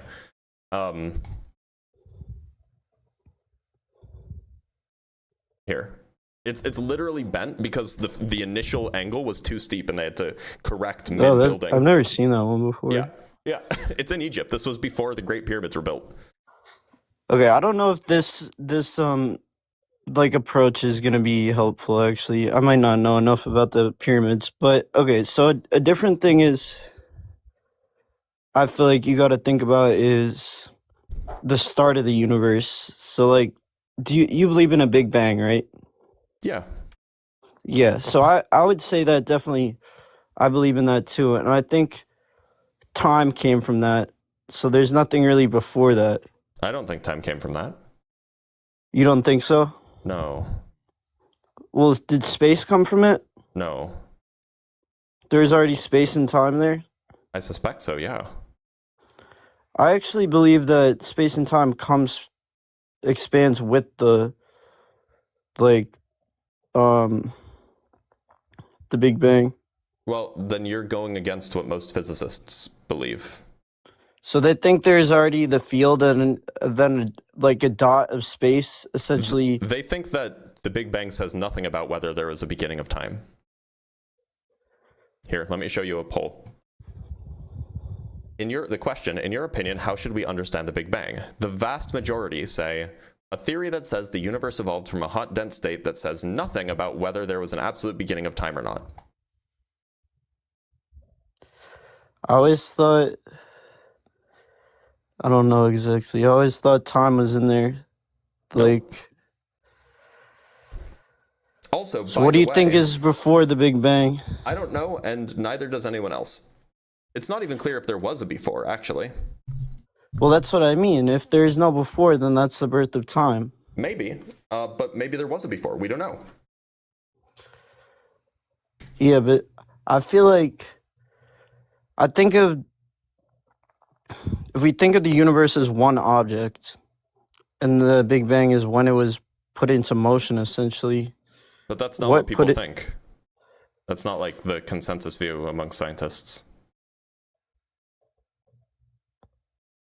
I feel like, I don't know, maybe that's just my interpretation of it. That would have been the correct interpretation, or like not correct, I should say. That would have been the agreed upon interpretation like 40 years ago. But it's what's the years. difference in now? This book is an outline of all of the different hypotheses about what happened before the Big Bang, if there was a before the Big Bang, and it lists 25 distinct models that nobody can agree upon as to, you know, what the best explanation for what caused the Big Bang is. Does the Big Bang have a cause, and these kinds of things. So like there is no scientific consensus about whether or not the Big Bang is the origin of the universe.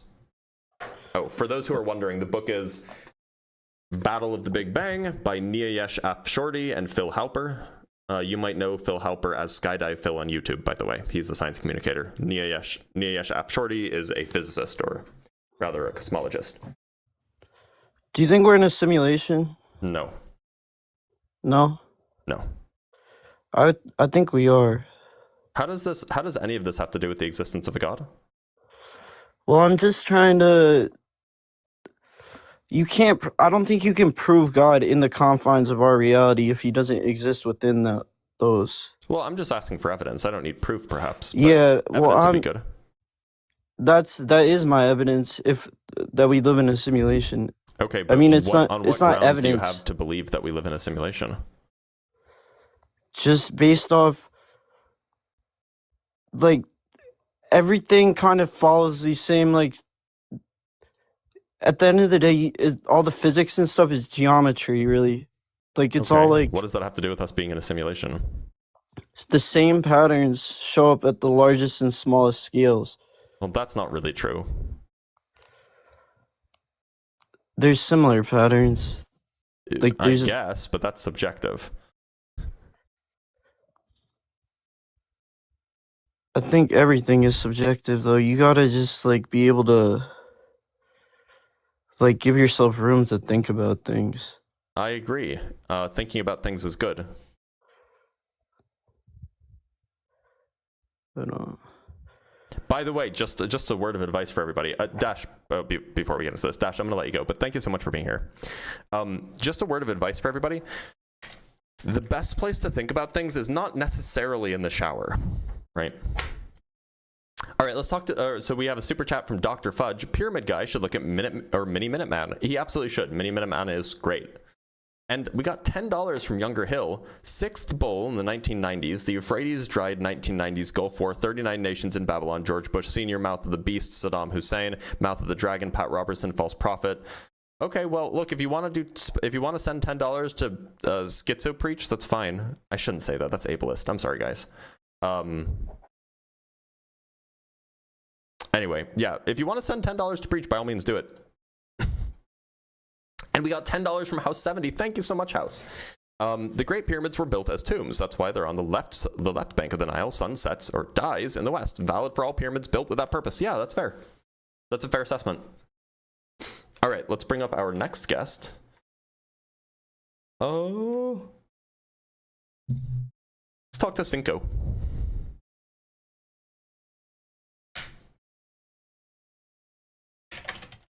Hello? Cinco, how's it going? Hey, how are you?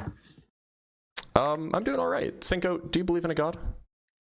Yes, I do. And which one would that be?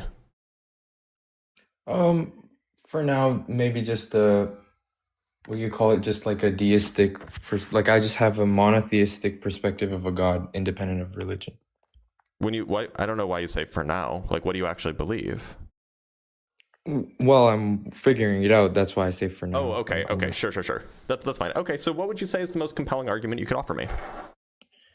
I think the contingency argument is the strongest that really provides solid evidence to me, at least. That's what helped me. All right, want to run it for me? Sure. So it would be like a... I'm going to write, by the way, you'll hear some typing. I'm just writing down your premises here. Sure.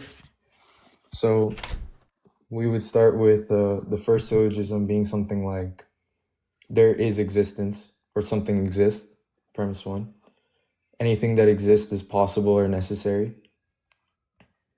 And then we would have to here define, like independently of the syllogism, we'd have to define what possible, necessary, and impossible existences are. So I could do that. Are you using them in a modal scope, or are you using them in some other sense? Well, I'm saying that possible is something that may or may not exist, or in other words, like by contrast, necessary is something that exists within itself, whereas possible is something that exists through something else. So a necessary existence exists by the virtue of itself. Hold on, just 1 sec. I'm just going to put this up just so then we can keep track of things. Just going to pull up the actual argument so then people can see it. Something like this. Okay, so we have... I would say instead of exist within itself, I'd say by virtue of itself, or like something like that, but yeah. Okay, and then I understand... And possible is exist through something else. Yeah, that's what I have. And okay, so what's P3? Possible says exist through itself. It should say exist through something else. Oh, I'm sorry, you're right. You're right. Okay, what's premise 3?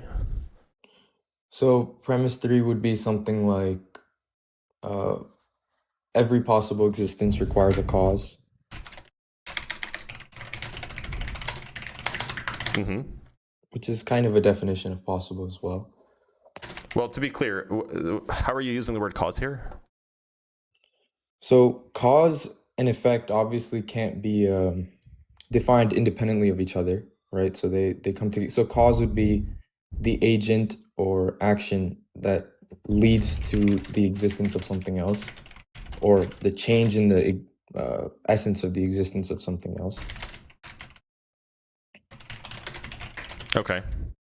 And then you can't define cause without effect. They come together. So the effect is... I take it you mean effect is just the existence of something else, or the change in the essence of the existence of something else. Right, but by a cause, yeah. Yeah, sure. I mean, presumably you don't think that those things can happen without a cause, right? No. Okay. Okay, so what's the next premise, or do you have a conclusion, or? I think the next premise would be, if all causes are possible, nothing exists. Okay. And then, therefore, not all causes are possible. And like comma, there is at least one necessary being. All right, so first let's check to make sure that this is even valid, right? So you have so C1 follows from, I guess, like modus tollens, and P1 and P4 or something like this. Right. Which is, if all causes are possible, nothing exists. Something exists, therefore not all causes are possible. Right. And then from C1 and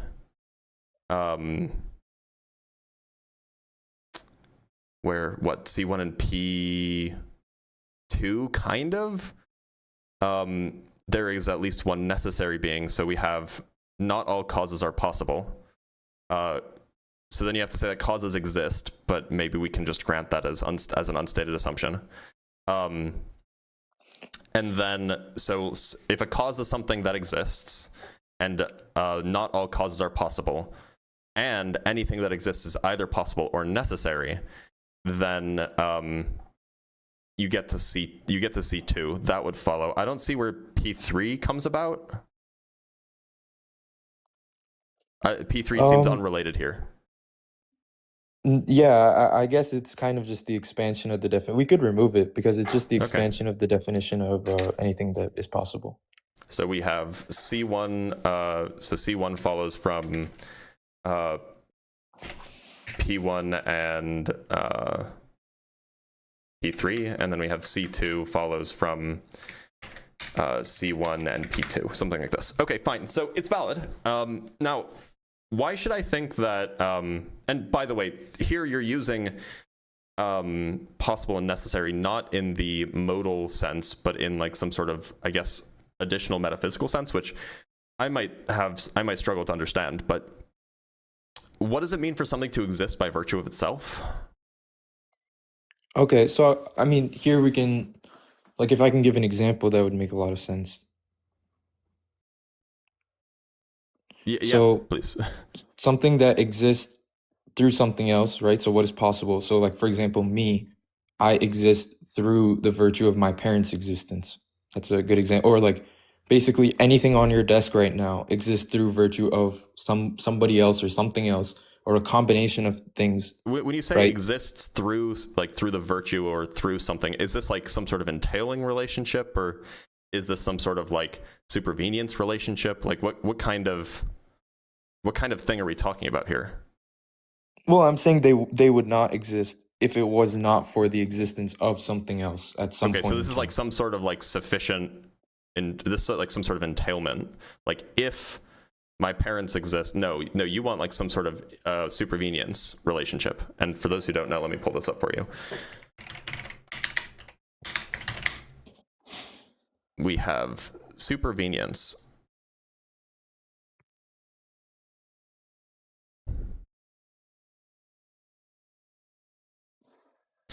The set of properties A supervenes upon another set B just in case no two things can differ with respect to A properties without also differing with respect to their B properties. In slogan form, there cannot be an A difference without O.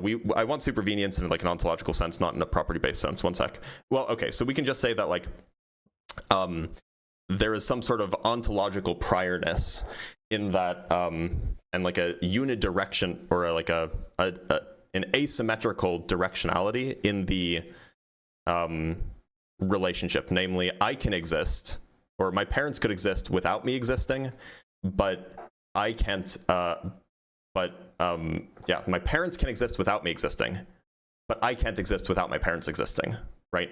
That's the kind of relationship that you're talking about here. Yeah. Okay. So when you say that something is possible, all you mean to say is merely that there is a thing that exists, and because it exists, there is a thing that without it, the possible thing would not exist. Is that what you're saying? Let me repeat what you said. So you said there is a thing that exists that without that thing, the so-called possible thing would not exist. That's what you're saying? Yeah. Is that what you mean by possible? I mean, sure, to an extent, because I'm also talking about the just in general. I'm describing here again, like going to cause and effect, which is being outlined, that there is a cause to the existence of that thing. So yeah, sure, I would agree with what you said. But it doesn't have to be a causal relationship, right? Not necessarily, but at some point there will be a causal relation. So, like, as an example, I have a keyboard and mouse in front of me. Mm-hmm. There might not be a single cause to the existence of the keyboard and mouse, but at some point, like if you really went back, you'd find like the guy who made the factory without him. You know what I mean? So at some point there will be a cause, yeah. Well, I mean, like, take for example,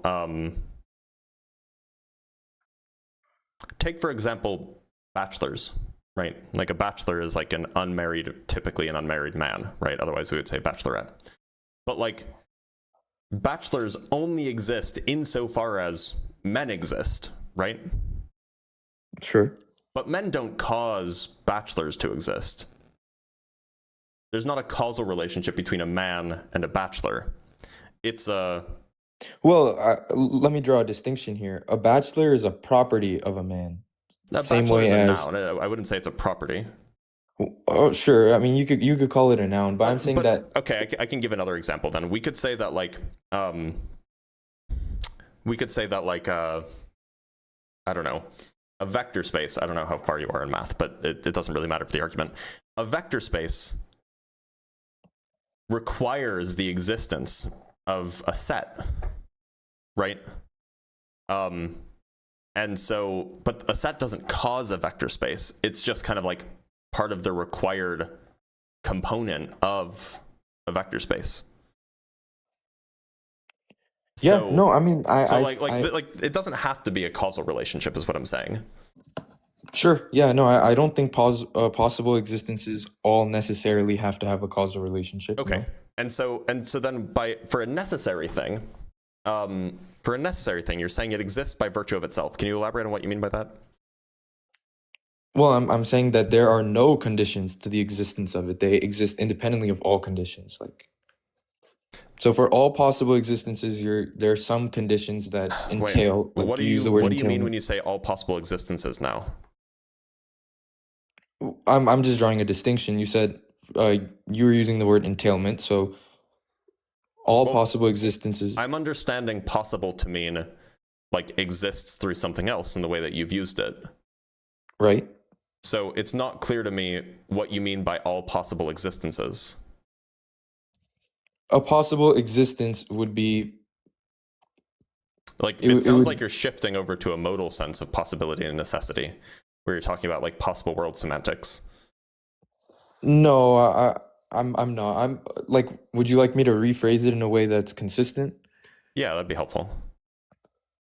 Anything that exists that is possible would have something that entails its existence, or there are conditions that are required for that thing to exist, whereas a necessary being would not have any such conditions and would exist independently of all conditions. Okay, so you're just saying that there is well, wait a minute. So you're saying a thing either has a thing's existence are either conditional on something else or are not conditional on something else. Right. Okay, that's fine. Yeah, that's fine. Okay, great. So can I just change this to its existence is conditional on something else or necessary? Is this acceptable? If I change this, its existence is not conditional on something else. Okay, that's fine. We can work with that. And then you have P3. If all causes are possible, nothing exists. Now, I don't see how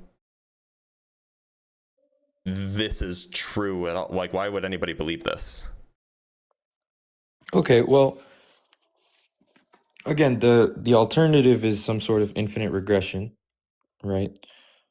Well, or a cycle, or Well, how would a cycle be consistent? Well, you could have A causes B, causes C, causes A.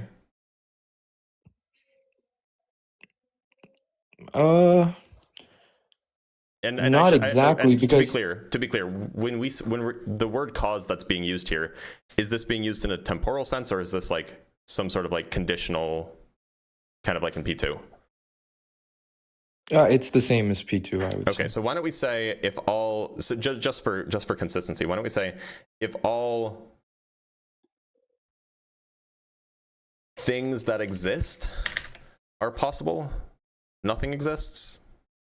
Sure, yeah, this is probably a better way to put it, yep. Okay, so if we say if all things that exist are C1 possible, would then then nothing be exists. not all things are this possible. Not all things that exist are possible, and therefore, okay, sure, yeah. This is better. So okay, now P3. Why should I believe P3? If all things that exist are possible, then nothing exists. Why should I think that's true? Your cycle obviously has an issue in that for the existence of A, the condition is the existence of C. Yep. But for the existence of C, the condition is B, which has the condition of A. So yeah. I don't think that that's possible because of it's. Well, what would you identify as the starting point for that cycle? Well, it wouldn't have a starting point if it's a cycle. Okay, so would you say that that's an eternal cycle? If you just, well, no, I wouldn't say it. I don't know what you mean. Like, we're not talking about temporal causes okay, here. like We're talking about like Would you say that it has no, like it exists from the beginning of time? we're Whenever not you talking think the like beginning. these are not like temporal relations. We're not talking about time here. We're just talking about like we could talk about completely non-temporal things. Like we could say that in order for A to exist, B must exist. In order for B to exist, C must exist. And in order for C to exist, A must exist. And it is entirely plausible or entirely like rational to say that all three of them exist, because all of their things that are required to exist are present. Well, I still think that's a form of an infinite regress in that There's okay. no time involved here. But look, we could also think about like an infinite regress of like an infinite hierarchy of explanation. That's fine. What's the problem with that? What do you mean by that? Thing A is, in order for thing A to exist, thing B must exist. In order for thing B to exist, thing C must exist. In order for thing C to exist, thing D must exist, and so on forever. What's the issue with that? I mean, I still think that we need to. Okay, let's look at it from this angle. So, your two responses to P3 have been you could have a cycle of causation, quote unquote, or conditionality, right? And then the other one has been you can have a hierarchy of explanation. Yeah, an infinite chain, if you will. I think that you have to involve. Okay, so let's look at the infinite chain first. You're saying obviously this would mean that there's no start to the infinite chain. There's no. Yeah, it wouldn't be an infinite chain otherwise. You're saying infinite chain, right? So how is that consistent with your view of the universe as a whole? I mean, that seems like it has some sort of metaphysical component to it, right? What has some sort of metaphysical component to it? The infinite chain. What's metaphysical about it? Everything in it is, physical, if you will. If again you assume that the infinite chain is describing the infinite chain of, say, causation in the physical universe or something.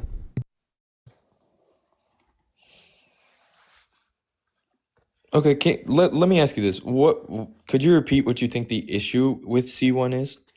No, there's an issue with P3, right? Oh, sorry, P3. Right. Yeah, Yes. it's just it doesn't seem like this is obviously the case at all. Like you would need to defend it, is what I'm saying. Okay, so could you give an example of a? Okay.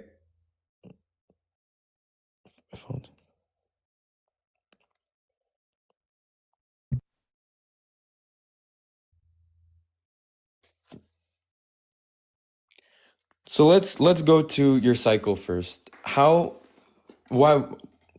Firstly, why do you think that we cannot discuss time within the scope of it? Well, my point is this conversation, this argument doesn't have anything to do with time, right? So you could bring up time, and then we could talk about like temporal, like we can say that the existence of thing A is temporally conditional on the existence of thing B prior to it. You could have that, but that's just not that's not the full context, right? Well, okay, so I think what happened here is when we switched the words from cause to conditionality, I think the thing with cause and effect is the cause always, I think I could say that comfortably, the cause universally predates the effect, or it occurs simultaneously with the effect. Like, for example, like a rotating... though. You don't want to say that. Why is that? Because then God would be in time. No, like by predates, I don't mean within time. I'm saying it supersedes like the... Well, look, if you say that it's... So predates, I don't know what you mean by predates aside I'll from before. rephrase. I can rephrase. Yeah, go ahead. I can rephrase. The cause... Okay, so let's separate, let's draw a distinction. Cause in relation to something outside of time means creating existence and time, right?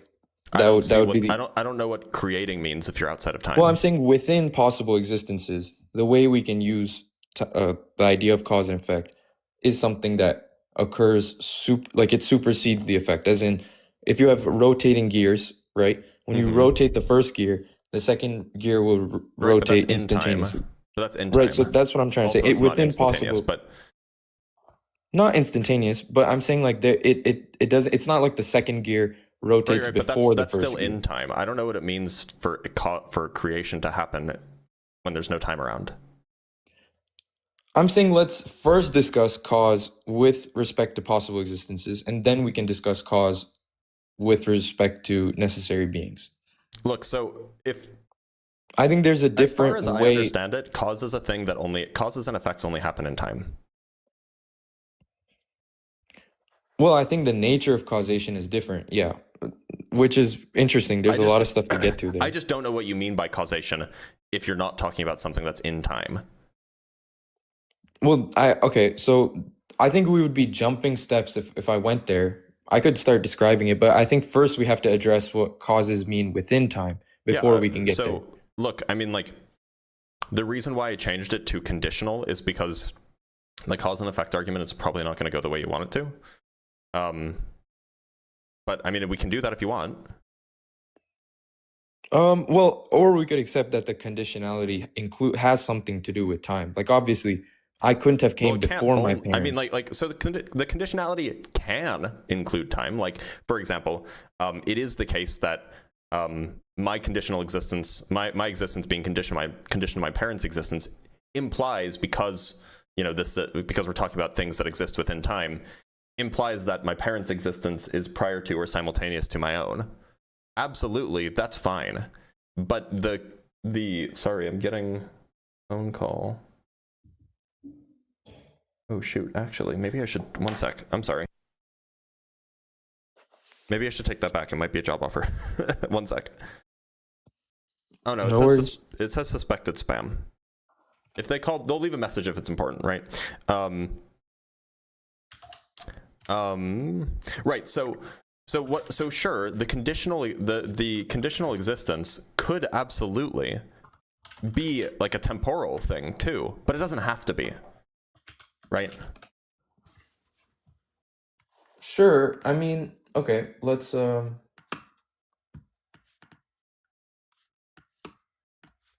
how about we change the syllogism a little bit? Just a couple amends. Sure. I think that'll get us there. Sure.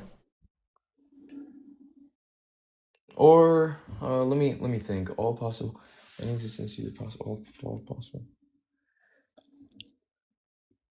Okay. If we could change P3 to P4. Okay. And then let's add P3, all possible existence require a cause. Okay, now how are you understanding cause here? Are you just understanding cause to be the thing that it's conditional on?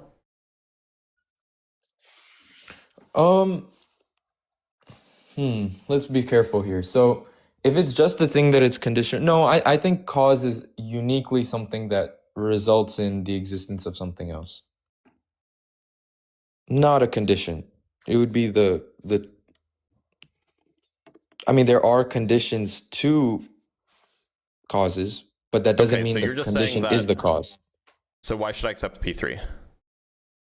So that's what I'm trying to do here. The reason I added this premise is so that we can by the way, now... what is P3? So I guess we can put, if all things that, so then how do you want to modify like P3 still seems like it's not doing anything. I want P4 to go back to what it is before, which is if all causes are possible, nothing would exist. And the reason I want to do this is now I think P4 doesn't have the problem. Nothing would exist. Hold on, I need to understand now this in the idea. So all possible existences require a cause. And then you have and now your conclusion changes. So now you have if all causes are possible. So if all causes are possible, nothing would exist. There's some stuff built in here. We don't have a valid syllogism right now. We can probably kind of make sense of this, but we say that a cause, and we should say that probably a cause, which is a thing that exists, right? Like a cause has to be a thing that exists, yeah? Right, yeah. So then the cause is either possible or necessary. And so then you're saying if all causes are possible, nothing would exist. Therefore, the fact that something exists, so yeah, the fact that something exists and all causes and all possible existences require a cause. Okay, so then you get to the, then you do get to the conclusion. It's a little bit roundabout. We could probably spell it out a little bit more, but then we Right, get to yeah. the conclusion So the that only reason I changed it from not all not all things that exist are possible. Yeah, okay, that's So fine. That's fine. But then why the would reason I accept, changed it was our why would P4, I which accept, was why would I accept P3 or P4? well, I think if P3, so the reason I changed it is because if P3 is true, then P4 would follow as well. Like as in, No, it doesn't. if all possible existences require a cause, Yeah. right? So if in another way, I think P4 is a conclusion. Let's revise. All possible existences require a cause. So if all causes are possible, nothing would exist. That's not a valid syllogism. All possible existences require a cause. Oh, right. You're right. No, let's go back to P4. I'm very sorry about that. Yeah, so now I have to defend P3 and P4. But the other reason I did this was I think P4 initially being P3 contained both P3 and P4, so now I can defend them independently, right? So all possible existences require a cause. This is the first part of it, which is a thing that exists. So I think you would... By cause, you mean something not just a dependency relation. You mean something else. You mean like a bringing into existence or like a change, okay, like an active changing example. of properties. Let me give an example. I have a whiteboard and I write with a marker on the whiteboard. For the quote unquote existence of the words on the whiteboard, the properties of ink of the marker, if those properties did not exist, my writing could not be on the whiteboard.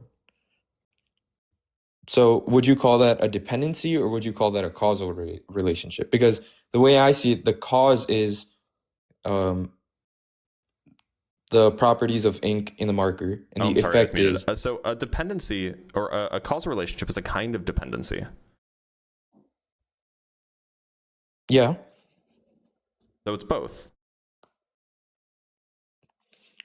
Okay, let me clarify. Do you think it's a dependency that is outside? So dependency is the broader category. Cause is... No, that would be an example of a temporal dependency, which we would typically call a cause.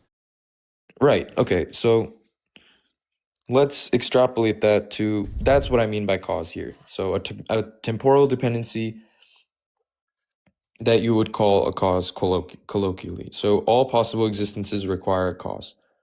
Do you disagree with this one, or does... Yeah, I don't know why. I don't think that all possible existences require a cause, where a cause is understood to be a temporal dependency. I think that you could have give an example? I think that you could have possible existences, like a vector space. If a vector space exists, then it depends on the existence of a set. And that's not a temporal relation.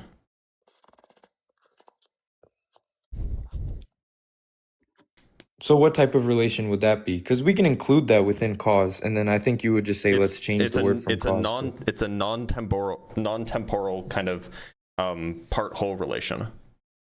So the things that make up a vector space includes a set. And so if you don't have a set, then you can't build a vector space, because part of building a vector space is that it's made of a set and some other things. Okay, so can we just describe cause as all temporal and non-temporal dependency relationships? So then it would just be all dependency relationships? Sure. So yeah, you're just using cause to be synonymous with dependency, with the dependency relation. So then you would say, if all Sure, let's do that. All Okay, possible so existences are dependent. Are dependent on something else that exists. And now how do we change P4? We would have to change this to if all possible existences are dependent. If all possible existences are dependent, nothing exists.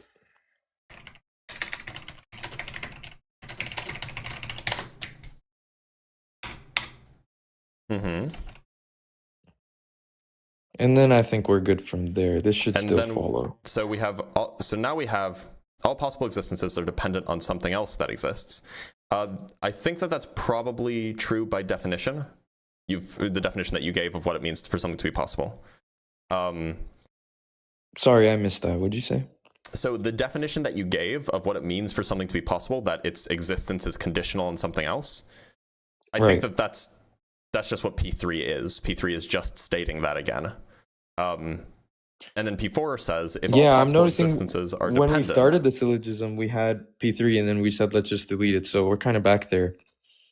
Right, because P3 is just summarizing what you mean by a thing that's possible. So we can just delete it again. Oh, yeah, I mean, we can. Why not? Like, it's not doing any work. And then we get to this again. If all possible existences are dependent. The reason I put it back there was I think you had an issue with, it felt like there was an issue with the definition of possible existences in the first place. So I kind of wanted to separate P3, which is what we... You can use the definition if you want. Absolutely. Like, that's fine. We can just work with that definition. Okay. So now the issue with P3 is... Okay, so now that we've changed the terminology, do you...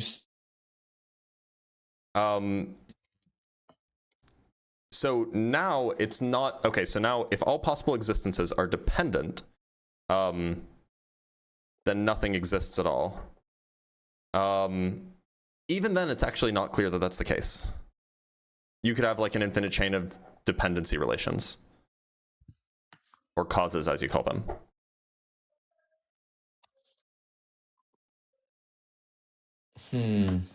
Okay, so this is our little stalemate here, where we're at an infinite regress, which I do think a cyclical chain of causation or dependency is also an infinite regress. By the way, even if I granted P3, your conclusion doesn't get to a God existing. It is entirely compatible with just brute facts existing, with just the universe existing with no reason.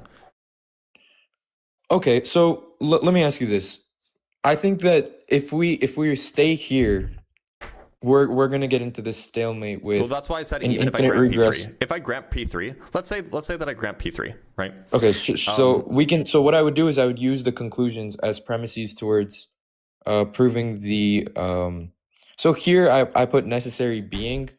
I guess you could call it necessary existence for now. We should say a necessary thing. Sure, thing, existence, whichever you prefer. And then what I would do is use these conclusions towards premises to get to a personal being. So let's suppose that and that's fine. We can just do that because that's probably more interesting. Let's say that P1 there exists at least one thing that is not conditional on something else. Okay.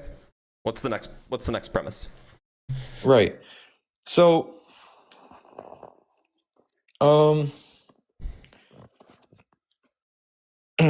I'm not gonna ask you to do the legwork for me. This is on me. I'm gonna have to come up with these as premises, but I hope you can forgive me if I have these as abstract ideas rather than. So that's fine. I'm gonna need to work on making these premises formally.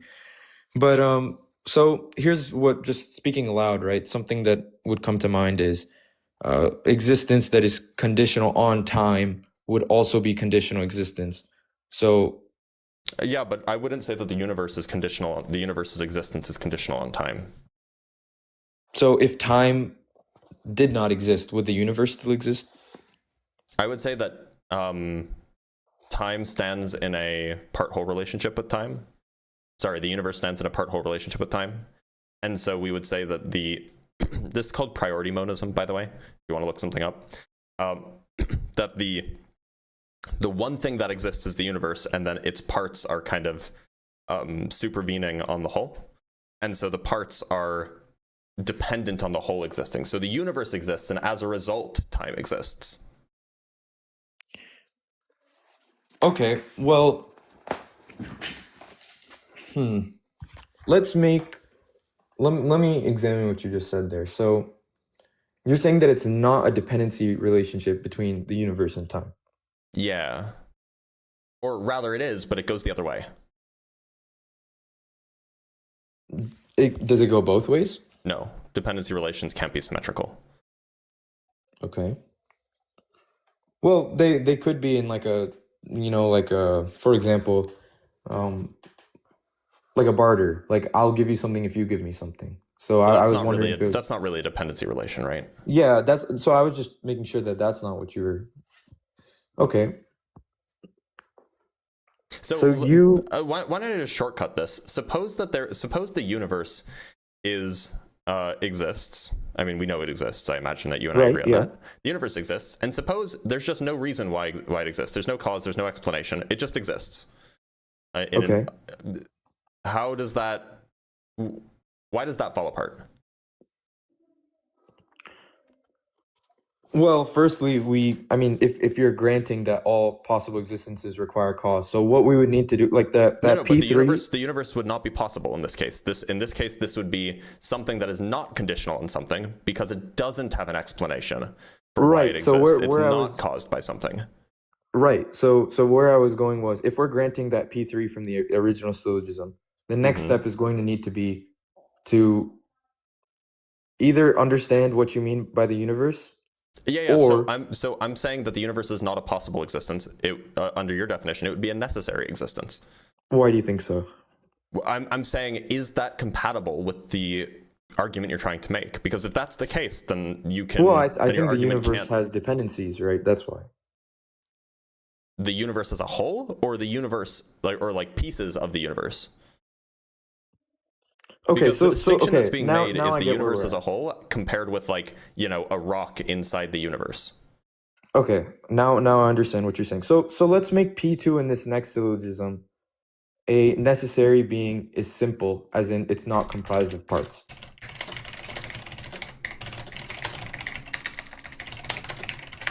Okay, why should I believe that? Well, in the absence of all its parts, the necessary being would not exist, right? The parts follow from the whole. This is like a thing called priority monism. You have a thing, and then all of the parts are dependent on the whole, not the other way around. So let me try understanding this. So would you say that's analogous to like a computer made up of parts? No. No. So what would be an analogy that you would draw, just so I can understand this? It's hard to give an analogy. I mean, think of your identity. Like your identity is like a thing on its own, and then part of your identity is like your who you are, right? Who you are is like a thing, and then part of who you are is you like tomatoes, right? But you being you isn't dependent on you liking tomatoes. You liking tomatoes is dependent on who you are. If you were to dissect all of those parts of me and remove them, then my identity would be what? Right? So Well, no. The point is I'm not sure if it makes sense to remove them from your identity. They arise as a result of your identity, right? okay, so let me understand what you mean by the universe having parts. Let's understand what those parts are. If we can examine that, maybe we can get some. Let me show you something, and this might be helpful to look at. This is the Stanford Wikipedia or Stanford Encyclopedia entry on priority monism. So priority monism targets concrete objects and counts by basic tokens. It holds that exactly one basic concrete object exists. There may be many other concrete objects, but these only exist derivatively. The priority monist will hold that the one basic concrete object is the world, the maximal concrete whole. To distinguish herself from the existence monist, she will allow that the world has proper parts, but hold that the whole is basic and the proper parts are derivative. In short, she will hold the classical monistic doctrine that the whole is prior to each of its proper parts. This doctrine presupposes that the many proper parts exist for the whole to be prior to. Historically, priority monism, blah blah blah blah blah. Indeed, until the last decade, blah blah blah blah blah blah blah blah blah. So this is just like, it's just another way, like you're thinking about it in terms of a reductionist view, that like a thing is built up from its parts, but this is like a contrary way of thinking about the way things are, that the parts are rather derivative or dependent on the whole. Right.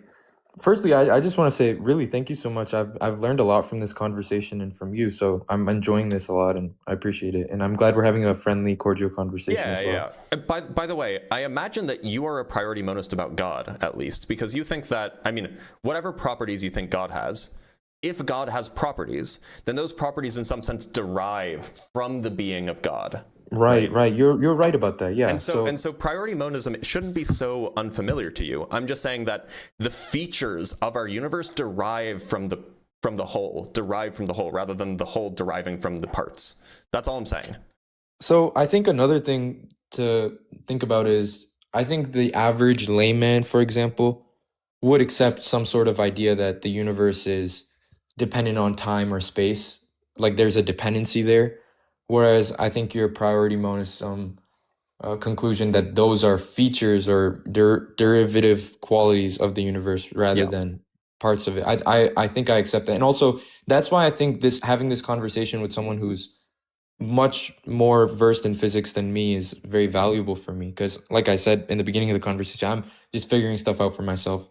But again, looking back at the premises, so you would not accept that the universe, or like you would say that P2 in our second syllogism, you would not accept that. Yeah, I don't. Well, because no, the universe. Actually, well, so look, if you're a priority monist, then you would not say that the universe is comprised of parts. Parts are derivative of the whole. So you would accept. So that. It would have parts. It's just the parts are not do not stand in like some sort of dependency relation. It's not like the parts. It's not like the whole depends on the parts. Okay. Would you agree with? I can't see the syllogism, but. Oh, yeah. Sorry about that. Would you agree with the premise then? A necessary thing is simple, is not comprised of. Let's change it to. Let's change it to is not comprised of parts that it's dependent on. Why don't we say does not depend on parts? Sure. Okay. There exists at least one thing that is not conditional. But that's trivially true, by the way, by the definition, where the existence is not conditional on something else, right? That's just trivially true. That just follows. Okay.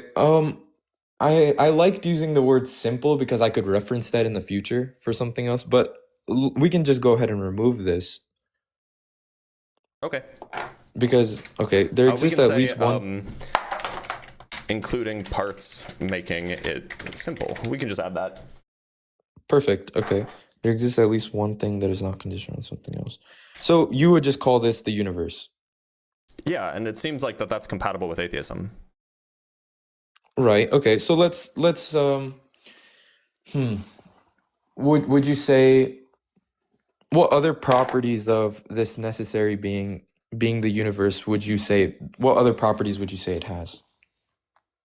Oh, I mean like in a traditional deistic sense, would you say there are any? I mean, like, if we're talking about the universe here, wait, you asked me what properties does the necessary, this non-dependent thing right have? Now you've assumed and I think fairly so, that the universe is the necessary being. Yeah. Right? So I'm asking if there are any other attributes that are traditionally deistic or theistic that you would say the universe can also have, because this is new to me. I would say, well, so the theistic universe, the theistic God or the deistic God, both of them have a mind. I would not say that the universe has a mind, or that the universe is a mind, I should say. Whereas in the deistic worldview or the theistic worldview, the God is a mind. So this is interesting. I want to see, right? I want to see where you we're approaching a point where I'm not well versed enough for me to convince you. So now I'm in a state of, I mean, maybe you're not interested in this, but I'm kind of learning from you while running arguments that I doubt will work, but I'll run them anyways. So like what the traditional theist would say is something like the mind, or they would say that if God didn't have a mind, and if it was like they would say that disagrees with the idea of simple, and the simplest thing that's not comprised of parts is a mind. where it's right. So if the That universe just is seems compatible with priority monism again. Like, right? Like the mind has a whole bunch of properties, but it's not composed of those properties. It's not composed of those parts, right? In the same way, it seems like the universe could be that way. okay. So look, This is interesting. really, the distinction between this view and like a deistic view is merely that you think that the necessary thing has a mind, and this view that I'm proposing suggests that the necessary thing does not have a mind. That's it. That is the distinction. But right. I think that's a really, really important distinction, because it's, in some sense, I don't even and this is arguably one of the main reasons why I'm not even a deist, and it's because it doesn't, I don't know what it means for a thing to be a mind if there's no time. Like, I have no idea what that means. Right? Do you think things can exist out independently of time? Sure, not minds. A mind Why not? Because a mind is a thing that like has thoughts, and thoughts are like processes. They're not objects, right? A thought is a process that happens. Well, okay, so let's take like the three major monotheistic religions. They all say something along the lines of God said be and it was, implying that the process isn't like besides Christian creationism, like besides that. So if you take like Islam and Judaism, they say something along the lines of God said be and it was, as implying that there's no process, and they traditionally use the gear example in which the quote unquote effect is instantaneous, or almost implying that the effects of God's creation were quote unquote eternal along with God, as in there was no point in time where he existed independently of his effects. So that's the traditional there was no sense. point in time. Well, okay, so there's a few pieces that are confusing here. Presumably, there was a sense, there was a state of affairs in which God existed and the universe didn't. Or do you not think that that's the case? I think traditional monotheistic perspective, like the true people who understand the philosophy of theology, would say no, that's not the case. Okay, well then it seems like that the universe wasn't created. Well, they would say it is created, but they would say that creation is independent of time. When was it created? Unlike, When was it created? Okay, so let's. Like, in order for a thing to be created, this is really that helpful. creation So has to we have occur to in draw. time. We have to. Now we have to kind of define creation, right? So yeah. So creation, in our physical material sense, is a process, right? But I think in the sense of God creating something, it's assigning dependencies to something to himself. So in other words, it wouldn't be a let me say it like this, like, so in other words, it would be the universe existed through him, right? As in he created it, but that existed independently of. Does this require a mind? Like, does this require thoughts? So I think this is really interesting, because I'm realizing the crux of an atheist versus a theist is whether we all sort of agree that there's a necessary being. Well, to be clear, it's that's just not, whether that's not true. Some not all, not, and to be clear, I don't even necessarily agree with that.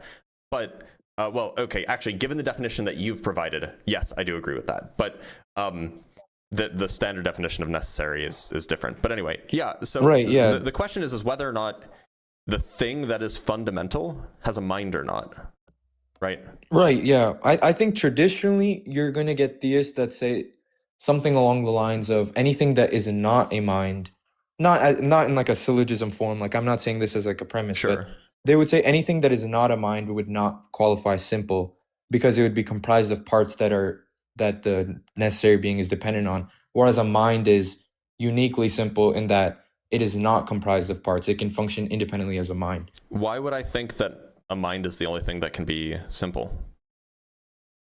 Well, something like a computer or flying spaghetti monster. Those would be comprised of parts, right? Like a computer. Like, if someone was to say a computer made this world. A better question is, why would I think that a mind is simple? Um, Simple in the sense that it's not comprised of. Okay, so let's Like in let the me give you same an way, like example here. so if you want my personal view, I view minds in much the same way that I view computers. In the sense that, you know, minds are obviously more sophisticated, but I view Right. mind as roughly the operating system that a computer runs on. And like obviously a operating system in a computer is comprised of stuff, like it's, you know, comprised of code or something like this. So like why wouldn't I think that like a mind is similar? That's a great point. Would you say? Do you think there's a difference between do you think the sophistication of a mind? Okay, wait. Let's draw a distinction here. Would you say that about a brain or a mind? A mind. I would say the brain Interesting. is like the computer, the mind is like the operating system. Okay. Do you think you could point to a specific physical location of said operating system the way you could with a computer? Oh, I don't think that you can point to the location of an operating system in a computer. The operating Well, system yeah, in some sense is not really it's not really a it's in the physical hard thing. drive, right? It's in this Well, SD. yeah, but the operating system is not like a thing that you can hold, right? No, but it's like a certain arrangement of stuff in the hard drive. You can pinpoint the location of its existence, right? Yeah, like in it's the same obviously way, I would not say that outside the of the human, computer. In the same way, I would say the human mind is contained within the brain. Okay. So this is another point where I think now we're sort of just deconstructing the religious framework in general, because they would say, and this is kind of where I'm on the ropes, because they would say the mind doesn't exist within the brain and it exists in a metaphysical space with connection to the brain, but its existence itself is not in the brain. Right, and I think that probably requires some sort of that's like a whole separate argument to defend that. And like we have like we should at least have really good intuition that the mind definitely is finds itself in the brain, because for example, when you damage the mind, when you damage the brain, people's personalities change, right? Well, they would say something like the relationship between that connection that exists between the metaphysical reality of the mind and its connection to the physical is damaged, but the mind itself is not damaged. Right. But how many ways do you have to figure out that there's like an obvious correlation between the physical and the mental before you just say, oh, the physical or the mental lives in the physical? Like, you know, you could say the same thing about like anything, right? Like, let's say it about a computer, for example, right? You could say that, oh, well, the operating system actually is a metaphysical thing. It's just the computer code lets the metaphysical thing connect to the physical hard drive. The operating system is actually a metaphysical thing that exists on its own. But when you damage the hardware, you're damaging the receiver for the metaphysical connection. Like, you could just say that about so anything, this is but like, interesting. obviously with enough evidence, we would conclude that, oh yeah, the operating system just is in the hard drive or the, you know, the SSD or whatever. Sure, but I think the distinction is I think the intuitional distinction, I'm not saying like as a philosophical property sense difference, but I'm saying like why it's intuitionally different is obviously we create the hard drive and we create the operating system. But well, yeah, so we know how don't think operating anyone could systems say work that they've better than- created a mind. No, I don't think anybody could say that they've created created consciousness in any being. But well, okay, I mean parents do. But aside from that, right? The point is that like this is plausibly an issue of complexity, not an issue of like a difference in type, right? Like if you had asked people 50 years ago or 100 years ago, nobody had ever created an operating system before, right? But that doesn't mean that operating systems that wouldn't give you good reason to think that the operating systems are metaphysical. Just that nobody knew what that meant. Nobody knew how to understand what that means. I also think if we want to get into the actual differences within like the attributes of a computer operating system and a mind, I think the computer operating system has a finite scope, which it's coded in, like it's, you know what I mean? Like there's a finite set of things that this operating system can perform and do based on the code that it's provided, whereas the mind has foreseeably no limit in how much it can achieve.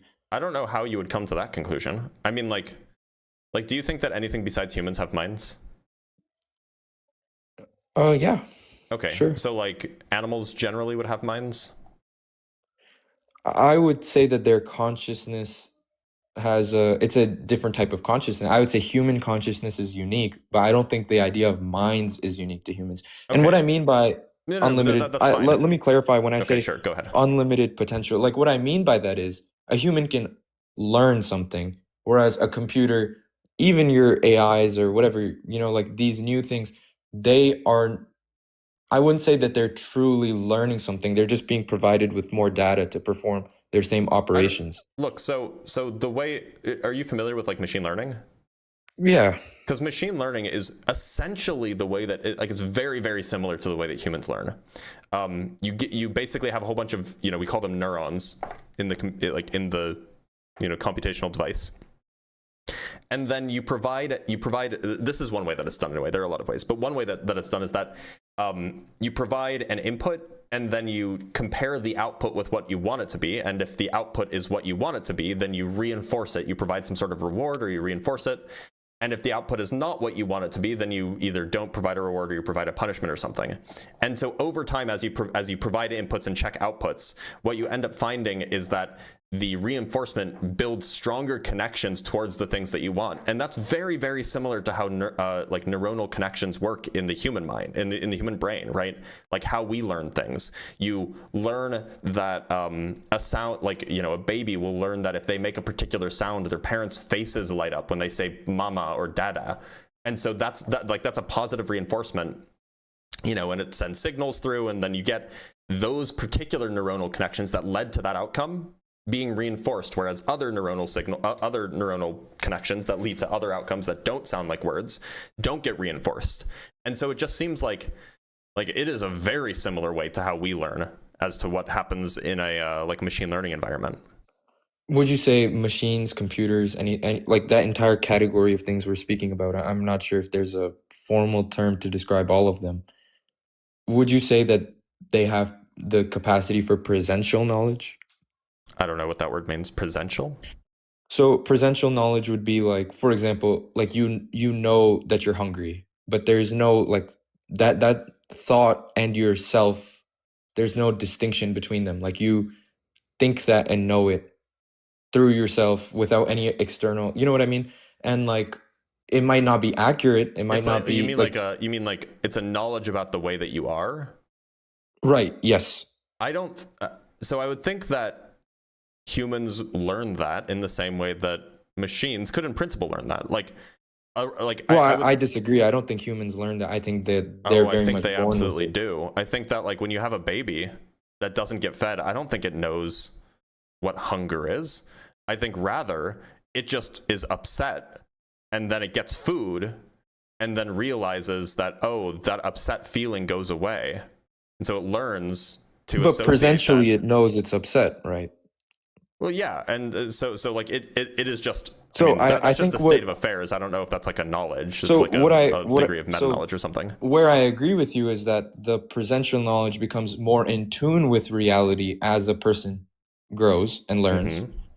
But the presential knowledge itself is a. You just mean like some sort of like self-awareness?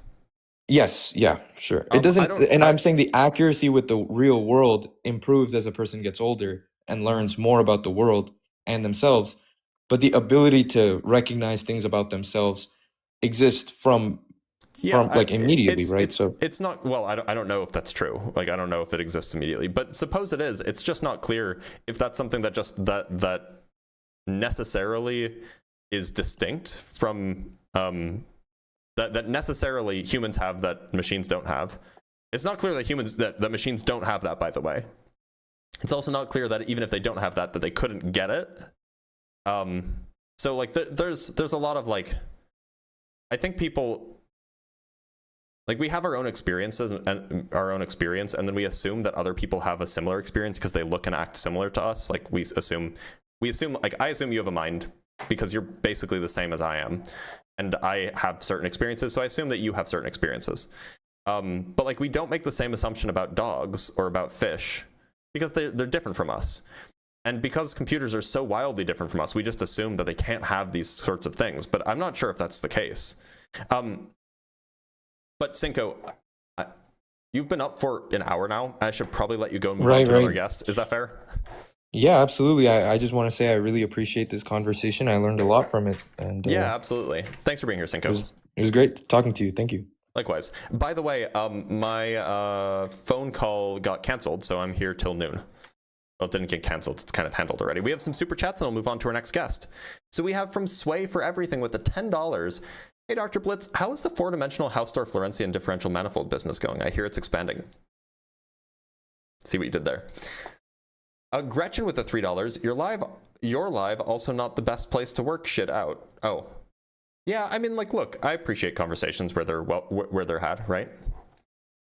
And $20 from Younger Hill. Thank you so much, Younger Hill. Unfortunately, this is more confusing gibberish. 7th Bull 2004 electric storm Israel and 9.3 earthquake destroy 30 cities, worship false gods, 230,000 pass in one day. Jerusalem split 3 political 2004 West Israelite, West Palestine in an old city 2006 baseball hall.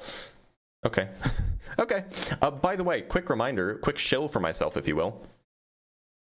I have a set of debate notes that I refer to and that I read and all sorts of things. Let me make sure that this is, yeah. So as a set of debate notes, there's stuff on theism, there's stuff on, theism and on atheism and on flat earth and young earth and all that stuff. So consider, if you want access to these debate notes, and it's mostly just for me, but like some people like having access to these things. If you want access to those, it's like $4 or $5 a month. You can either subscribe on Patreon or like you can become a member on YouTube. Any of those ways will get you access to the debate notes. So consider it. And then we have 2 more super chats and we'll move on to our next guest. $5 from Might You Find It Interesting. Physics is the study of potentiality and the forms it can actualize. True. Get Plato'd. Or Aristotle or whatever. And then from Binary Ghosts with the $20. Thank you, Binary Ghosts. We are surprisingly close to Gen AI. We just need to glue all the different modules we have developed together. In my estimation, self-awareness requires a body interactive method with things outside of the self. Maybe. I don't know if that's true, though. All right, let's bring up Legendary Luna.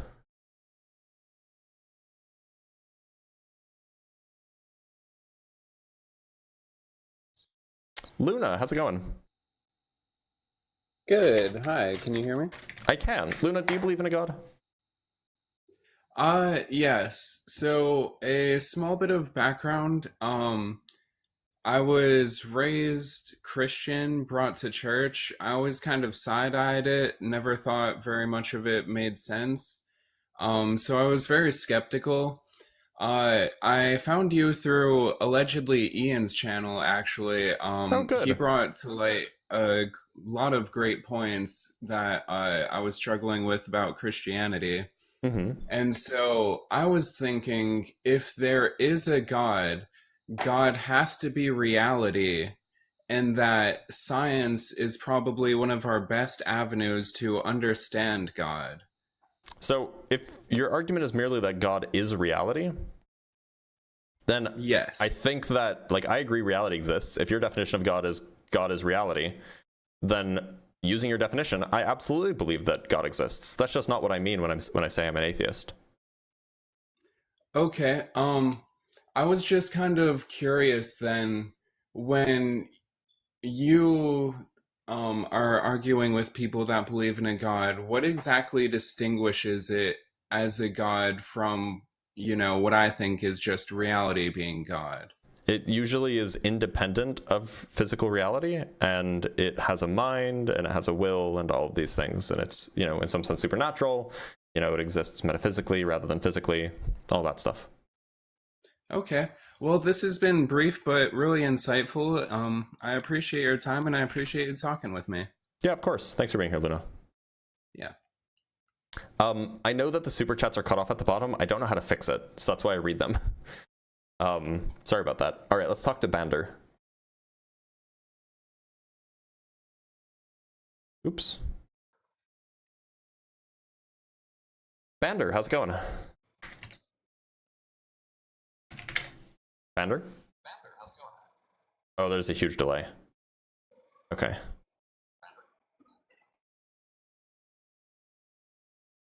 All right, let's talk to God's gift.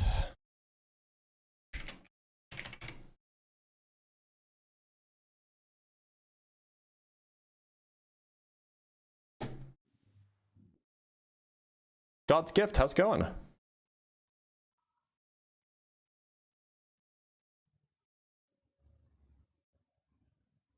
God's gift, can you hear me?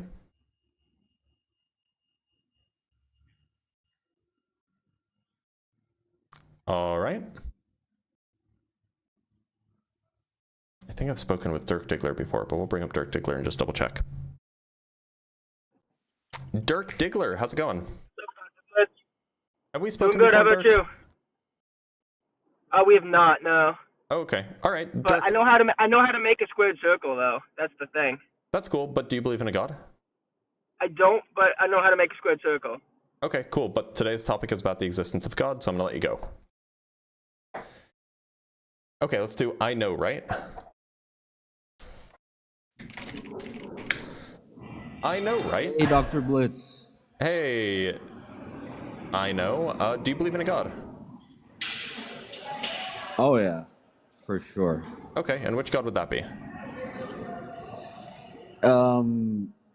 The God that has the mind that projects everything. Okay, and why should I believe that this God exists? Because you physics is projected out of a mind. Why should I think that? And because it's I can even give you the structure of the mind. Okay. By the way, are you in gym class? Gym class? No. How old are you? I'm not in gym class. I'm 30. What year were you born? 95. Okay. All right, because there's a lot of background noise and it sounds like you're in gym class. Oh, maybe let me try turning off my Bluetooth.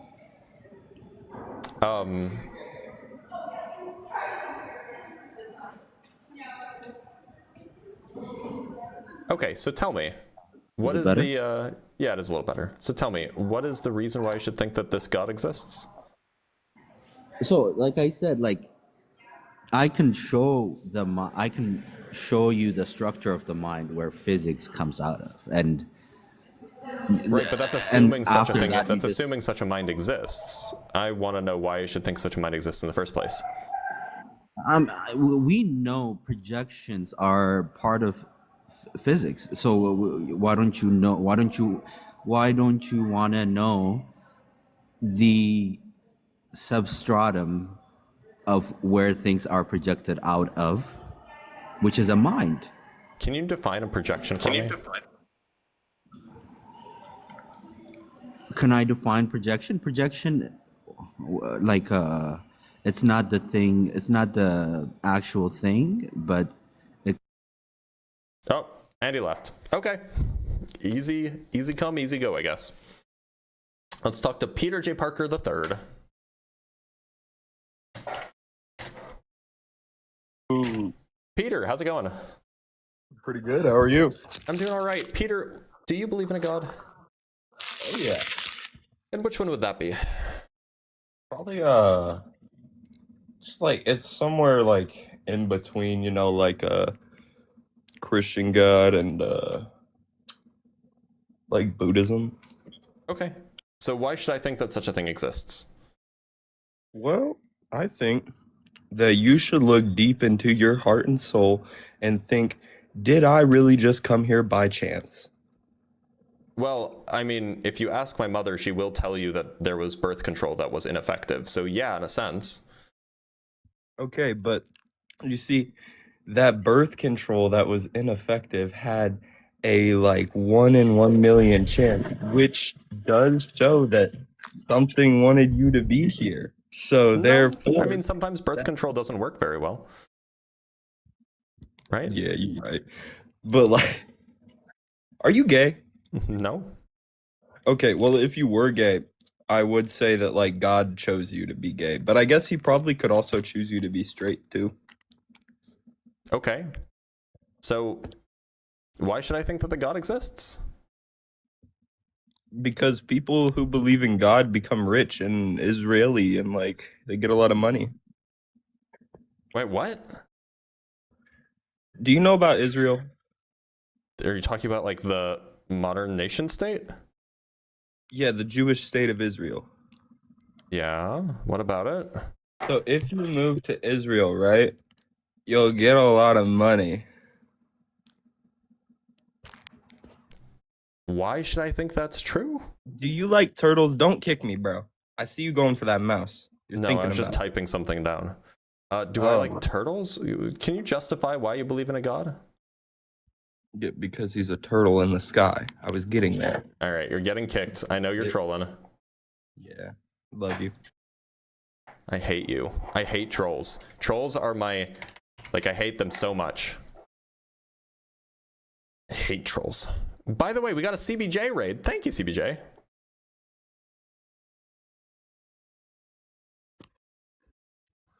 Ander, I don't know how to say that. That is a Cyrillic letter. What should I call you, sir? I like staring at my teacher's tits. No. Oh. Very sad. Oh, you're back. Wait, no.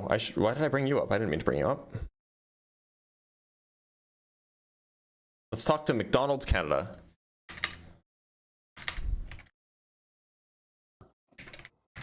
McDonald's, how's it going? Hello, I'm good. How are you? I'm doing all right. Do you actually own McDonald's Canada? No, this is just a troll page, but I'm not trolling, I promise. Fair enough. Okay, so do you believe in God, sir? I do. I believe in Allah. Okay, and why should I believe in that? I mean, I don't believe that there's any like effects without a cause. So, like, I don't believe that the universe could have existed with a physical cause. So it just makes sense that there's a God. Okay, so what is the cause? So you say that the universe is an effect and the cause is what? Well, nothing can cause itself, right? Like within. Right, but like, what are you saying physical the premises. cause of the universe is? So the cause of the universe must exist outside of the universe. Okay, so what is and- the cause of the universe then? Well, I don't believe that really anything does physically exist outside the universe. So, I mean, I believe God is the only like non-physical being that could have Right, these right. Well, powers look, of creation. I'm a little that's like infinite confused. power to create. So you say so you say that nothing can exist without a cause. We know that the Right. universe exists, so it must have a cause. So what's the cause? Outside of the universe. I'm not asking where the cause is. I'm asking what it is. Oh, well, I guess I don't I can't see it, but so as a Muslim, I believe the Quran tells us that the cause is Allah. Well, look, I'm asking for like the proximal cause, right? So when let me give an example, and hopefully it'll clarify. So if I get into a car accident, let's say I rear-end a car, right? If somebody said, "Why did you or if somebody said, "What caused this car accident?" and I just said, "Me," it's not really a satisfactory answer, is it? Like, the kind of answer that they're looking for is, oh, you know, I was texting and I wasn't looking at the road and a guy passed in front of me and I didn't brake and so I rear-ended him. Right? That would be the kind of explanation for what the cause is people would hope for. But you're doing the thing where you just say, oh, it's just me. I caused it. Right? But that doesn't actually explain, like, why the effect happened. It's not a sufficient cause, if you will. Okay. So what is the sufficient cause for the universe? I mean, I can't think of any other alternative, though. But could God exist without the universe? Yeah. Okay, so then God's Because not... because if God exists outside of the universe and created the universe, then yes, right? So that would make sense.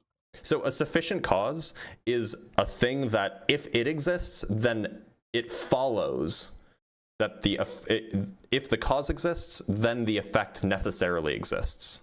That's what a sufficient cause is. So it sounds like what you're saying is if God So you're saying a exists, cause? Oh, Go I'm ahead. sorry.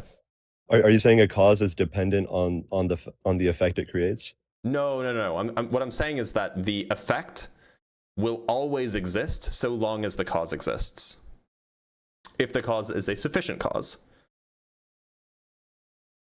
So me existing is not sufficient to explain why the car accident happened, because I could have existed without the car accident happening.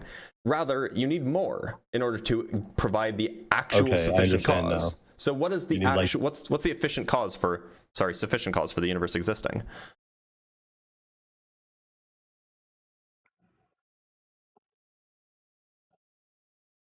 That's a good question. Because if you just say God, it's just really not, it just doesn't really provide any explanatory benefit.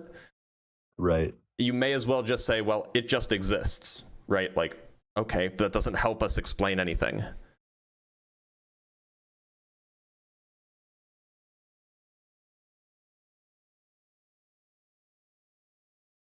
Yeah, no, I'm not sure why. So I could help you out. You could say that, like, you know, God wanted the universe to exist, or God wanted people to exist, and so God created the universe. The cause for God's the reason why the universe exists, the cause for the universe is God's particular will, for example. That's something that you could say. God has a particular will that is composed of particular desires. One of those desires is creating a universe like this, right? Yeah. That's one answer you could give. I mean, I would actually agree with that.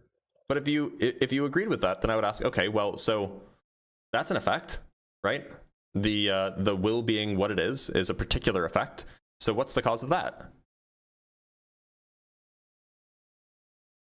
My point is that you probably don't want to say that every effect has a cause, because otherwise you just end up with an infinite chain of, and you never end up at just God. Well, so are you saying a certain desire is an example of an effect without a cause? Well, I'm saying that either a desire is an example of an effect without a cause. It's an example of something that has no cause, in which case now we have an example of something that doesn't have a cause, or it's an example of something with a cause, in which case we just need to go look at the thing that caused it. Is the thing that caused it an effect without a cause, or does it itself have a cause? So it's I see your point. It creates the infinite chain of regression. Right. You regardless. either get an infinite chain of cause and effect relations, or you end up with something that doesn't have a cause. And it seems like we probably don't want that either of those to be true. Right. That makes sense. Okay, well, I'm going to do some thinking. I don't want to waste too much of your time, but Yeah, sure. I do hope that I can have an opportunity to come back and talk to you again. Absolutely. Thanks for being here, McDonald's Canada. Thank you, man. Have a good day. Take care. You guys hear that? I actually talked to the real McDonald's. I didn't mean to kick in the name of the unknown, by the way. It was just an accident. In the name of the unknown, how's it going? Good. How about you? I'm doing all right. Sorry for clicking decline. I meant to click accept, but I misclicked. So, do you believe in a god? I do. All right. And which one would that be? A sort of deistic being. Okay. So why should I believe that it exists?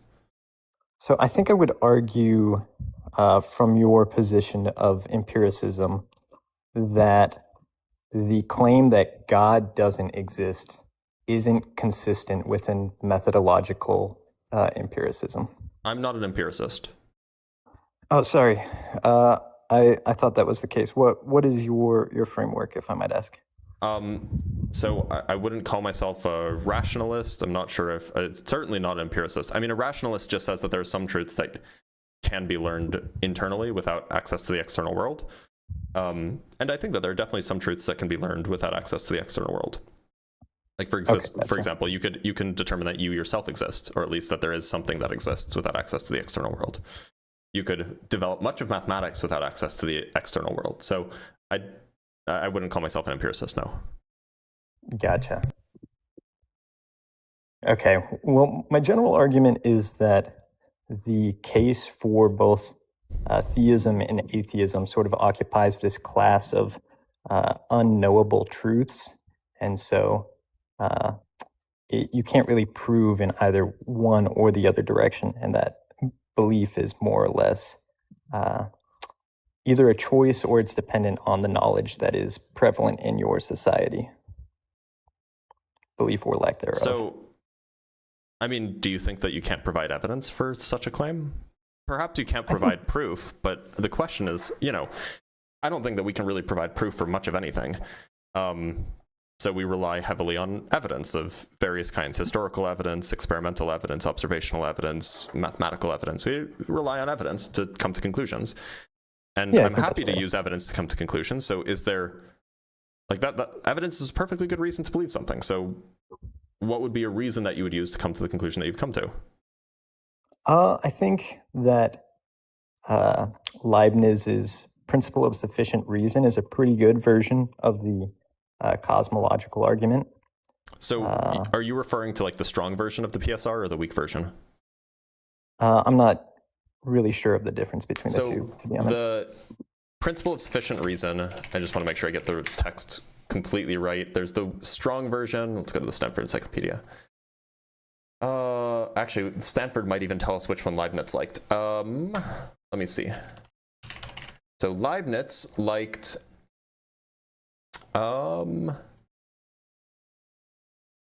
so he says, this is literally what Leibniz wrote, this is rightly observed and agrees with what I am accustomed to saying, that nothing exists but that for whose existence a sufficient reason can be provided. So this is to say that everything's existence has a sufficient reason. Is that roughly what you're saying? Yeah, or I guess the modern modal logic version would be that every contingent thing has a reason that it is such and not otherwise. Yeah, okay. So we can examine this. So would you say that that principle, the principle could have been otherwise? It could have been that every contingent thing, or that some contingent things don't need an explanation for why they're this way rather than that way, which itself makes the PSR susceptible to demanding reason. So what is the explanation for why the PSR is the way it is and not some other way? So I think I would be inclined to argue that logical premises sort of occupy a class of necessary existence, right? I think mathematics exist necessarily and the not PSR contingently. isn't a logical, it's not a law of logic though, right? It's just kind of like a vibe. I mean, it's a fine vibe, Yeah. but it's not like something that you can deduce, right?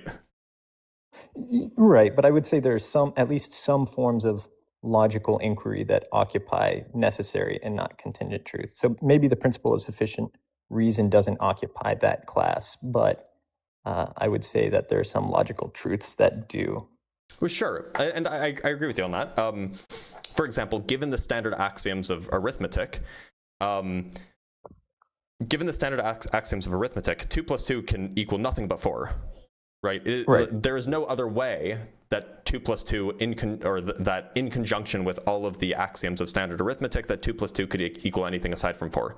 But the principle of sufficient reason could have been otherwise.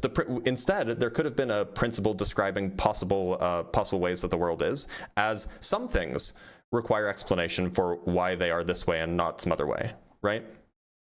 So it's not clear to me that the principle of sufficient reason falls into this category of necessary. Yeah, that's fair. But now my question comes back to my original idea. How do you show whether or not this sort of logical principle falls into a necessary or contingent truth? And that's why I'm fuzzy, and I feel like the God question falls into this sort of category of unprovability. Because if you can show that certain logical principles, such as the principles of sufficient reason, fall into a category of necessary truth, then you unfalsifiably show that there is some sort of deistic entity.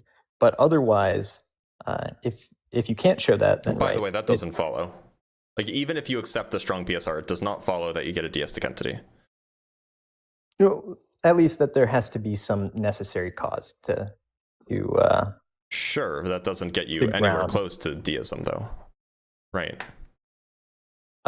Maybe not for some formulations. My current formulation is probably not not really the same as most people's. So I would like agree with a non-agential sort of deistic being. So what do you mean by deism then? Some sort of necessary grounding. That doesn't have to is have a mind. like Doesn't have to have agency. I don't think so. I don't think that's consistent with If I said untransmuted. So if I just said that the universe is necessary, is the necessary thing, and then all of its properties and all of the things within the universe are merely derivative of the whole universe, or the whole world, if you will, the whole physical world, that would be consistent with your view? The one stipulation that I add is that I include some sort of moral realism. So I think you can be a moral realist and be a physicalist. Right, but I think that this deism that I'm prescribing to is such that this universal grounding is ontologically consistent with that which is good, if that makes sense. I don't know what it means for something without... What does it mean for something without a mind to be consistent with goodness? Like, it seems like it's a category error to say that a rock is good. Yeah, I do see what you're saying. Man, there's definitely something there, but I feel like, yeah, that one kind of stumped me. I can't lie. I mean, like, look, if your worldview is merely you're a moral realist, and also your worldview is consistent with like the universe being the necessary thing, and then all things within the universe are merely derivative or brought forth from the universe, then it just seems like it's consistent with atheism. Yeah. Welcome to the dark side. No, so I'm not a moral realist. I actually think that moral realism is like just very confused. But if you want to talk to a moral realist who is an atheist, do you know Ian of the alleged variety? Allegedly Ian, if you will? I did actually speak to him last night, yeah. So did you happen to talk about moral realism with him? I think we got into it a little bit. Okay, yeah. My ideas are kind of disconjuncted and kind of in flux currently. So you can be a moral realist and be an atheist? It's not particularly, well, actually, I think it actually is fairly common amongst philosophers, but not particularly common amongst debate bros, if you will. But like, there's no inconsistency there. So like, I guess Ian wasn't on last night. So if you did talk to somebody, it probably wasn't Ian. Oh, sorry, 2 nights ago. Okay. Rather. I don't know. I wasn't there. So this is all to say, like, you know, there's a ton of philosophers who are moral realists and also atheists. I haven't read them, but if you wanted to read them and see if that can make sense of your worldview, then have at it, I guess. Yeah, because you know, maybe there is something to it, right? I think I'll have to get back to you on it, but I think there's something to the idea that there is something morally real, and that is somehow in unison with some necessary grounding of the universe. And that's my general current belief. Why? Well, for the like pragmatic purpose of moral grounding, I think that's important for society. Well, no, I mean, like, you could have, imagine that you're an atheist and you're a physicalist of some kind, but you just think that morals are like, arise objectively from some complicated or from some complex natural phenomenon. Then they would still exist. They just wouldn't be like the same thing as like the universe itself. Yeah, I think I would also disagree. By the way, did you like swallow your microphone or something? No, am I quiet? Now you're much better. Okay, sorry. I think there is that the necessary grounding isn't the universe itself. I think if somebody defines the universe as the necessary grounding, then you kind of get into this like Spinoza's formulation. Yeah, which is consistent with atheism.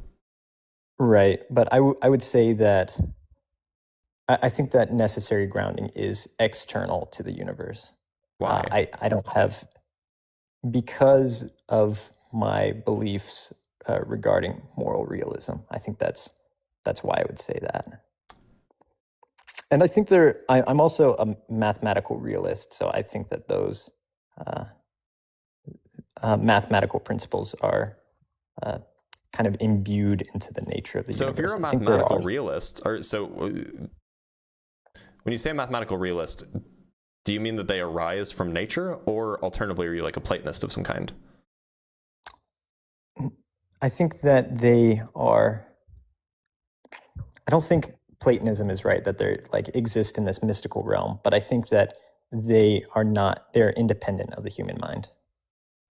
Okay, so I in think what sense do they counted- exist? Like if you disappeared all of the humans, in what sense do they exist?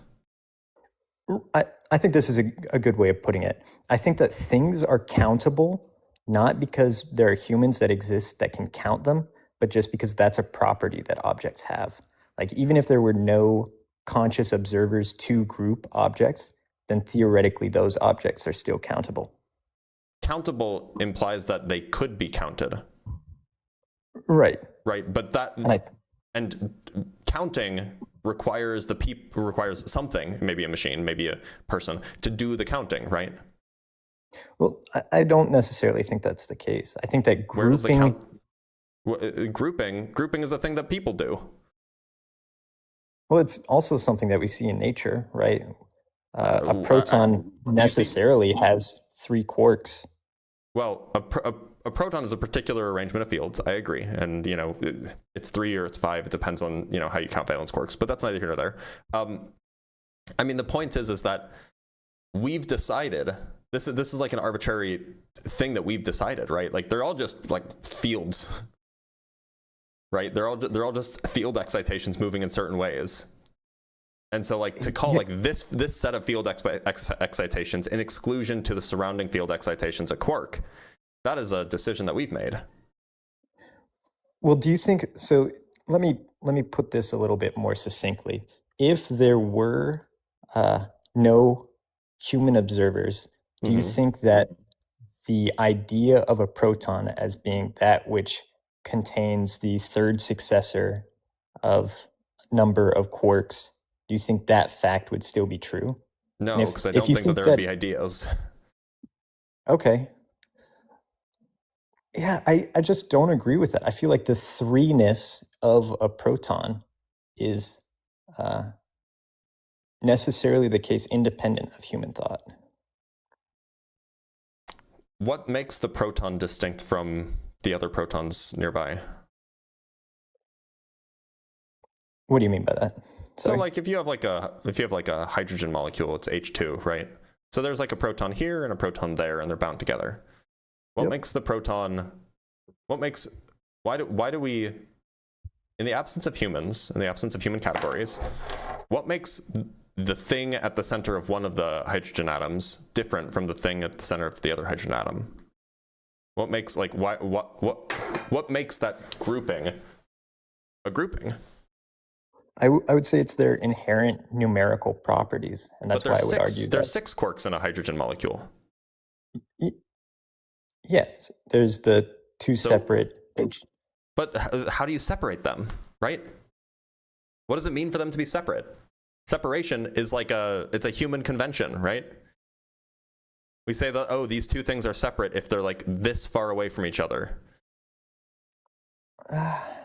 I feel like divisibility is a natural, like something that we You can just divide observe. protons. You'll just make more stuff. Yeah. I don't know. I'd have to think more into Non-realism this. is but I weird, but you really got to think about like what are we actually doing when we're counting something? And what we're doing is we're deciding that these things are similar in certain ways and different in other ways, such that they share properties that we can put them in a set, but they are distinct from each other within that set. And so there's a whole bunch of creation of artificial categories that we're doing when we count something. It's intuitive because we learn to do it from a very, very young age, but it's definitely a thing that we are doing and is not built into nature. Well, so let me ask this. This is kind of the a variant of the. To me, this is very similar to the if a tree falls in the forest and no one's around to hear it, does it still make a sound? I don't think the question of the sound that's being made is required on observers, right? And so that's Well, just what my take on the question would be. So, I mean, like, my view is roughly that there's kind of two senses here. So if by sound we mean like the perception, then like, of course it doesn't make a sound, because if sound is a perception and there's nobody to perceive it, then of course it doesn't. But if by sound we just mean like some sort of like waves in air, like sound waves, then yeah, of course those exist. But that's just because we're here to conceptualize what a sound wave is, to like make sense of like particular arrangements of hydrogen atoms and call that a sound wave. So I guess what I'm trying to get at is that things have the property that they're able to be counted independent of human perception. Yeah, but things have the property that they're able to be loved independent of human perception. But does that mean that love exists in an objective, mind-independent way? Like, I don't know. That seems weird. And like, we could say that things have the property of being able to be worth money in the absence of human existence. But does that mean that like being worth money exists in an objective way? Yeah, that's a good point. I think with your first one, property of being able to be loved in like an a rock. objective Like sense. I might love a rock, right? Yeah. But like, if you deleted all of the humans, it's possible that like that rock could be loved if there were humans. Does that mean that love exists on its own? Like objectively, absent minds? Yeah, I see what you're saying. I think what would be consistent with moral realism would be to say yes, but sure. I'm That's also why I gave a not. second example, because yeah, I forgot that you were a moral realist, and so you would say that love probably is a property of a thing, absent human minds. But like that's why I gave the example of like being worth money. Yeah, that one definitely does give a better juxtaposition of the argument, and that one does seem a little bit more weird with the abstraction. Yeah, I'd have to think on it some more. Okay. Well, I'm gonna let you go because my live is almost over anyway. But yeah, think on it some more. Feel free to, you know what? Join the Discord server and we can chat about it if you think about I'm it. already in the. Oh, great. I'm Good. already in the Discord. Yeah. Then good. I'm going under an alt account right now. Oh, sneaky. Mm-hmm. All right, Okay. but I appreciate the conversation. Good talking to you. Yeah, likewise. Thank you so much. Take care. Yeah, no problem. You too. All right. So, unfortunately, or fortunately for me, because I'm hungry and I need coffee, it is that time. We should end in like 5 minutes or so. So I'm going to read one last super chat and some cash apps and things like that, and then we'll call it a day. So we have $10 from Binary Ghosts. In my admittedly limited studies, I haven't found a religion or creation myth that states any god is outside of the universe. Seems more like a feature of the universe. How did the modern idea appear? I don't know, probably from the Greeks.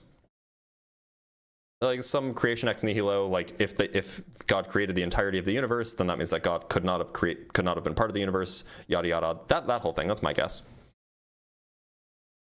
And then we have a few cash apps. Which, by the way, if you want to support the live stream, then Cash App is a good way to do it, because then I get all of it rather than YouTube taking 30% or something like this. From Shay, we have $20. Thank you, Shay, for getting lectured about pork while eating sausage. Yeah. And then from Everett with the $2, no message, just thank you so much, Everett. And from Grimlock with the $10 for a donation to promote your daily waterboarding. Yeah, one sec.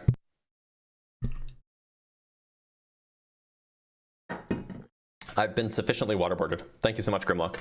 I believe that that's everything that I have to check. I think that we should probably end the live stream here. Now, before we end the live stream here, I do want to just mention a few things. So first of all, you guys should join the Discord. If you're 18 plus, join the Discord. It's discord.gg/Dr. Blitz. We have a new and excellent, fairly new, at this point, she's not that new anymore. We have a fairly new admin who's running the Discord and making the Discord so much more pretty and more efficient and more useful, who goes by the name of Lilith on the Discord server. So let's get a round of applause, a round of W's for Lilith. Also, if you want access to my debate notes, which again, they're just like my personal debate notes, you don't need them. Like, I'm not locking any content behind a paywall or anything, but if you want access to the debate notes that I personally use in my debates, become a member on YouTube or on Patreon, either YouTube channel. It's like $4 or $5 a month. I update it on the regular when I find new sources. You can think of it as like a source repository for like counter arguments or whatever for, you know, the age of the earth or the shape of the earth or the existence of God, all of these things. So it's a useful repository if that's the kind of thing you want. I know that Justin has a similar thing. So it's something to look out for if you're interested. Also, the last thing, we got a $5 Cash App from Eric for valued content. Thank you so much, Eric. I appreciate that. One last thing, I'm going to be on the line tonight with Matt Dillahunty. I've never been on the line with Matt Dillahunty before. I've never actually interacted with him personally. I've watched his stuff for a long time, so this should be a good time. So come on by, make sure that you watch. Just go to The Line on YouTube. I'm typing it in right now. And you'll see the first thing that pops up is my face next to Matt Dillahunty. It's on the show called The Hang Up. So make sure to stop on by. That's at 5 p.m. Mountain Time, which is, I guess, 7 p.m. Eastern Standard Time. So stop on by, and I'll see you guys tomorrow for some more debates.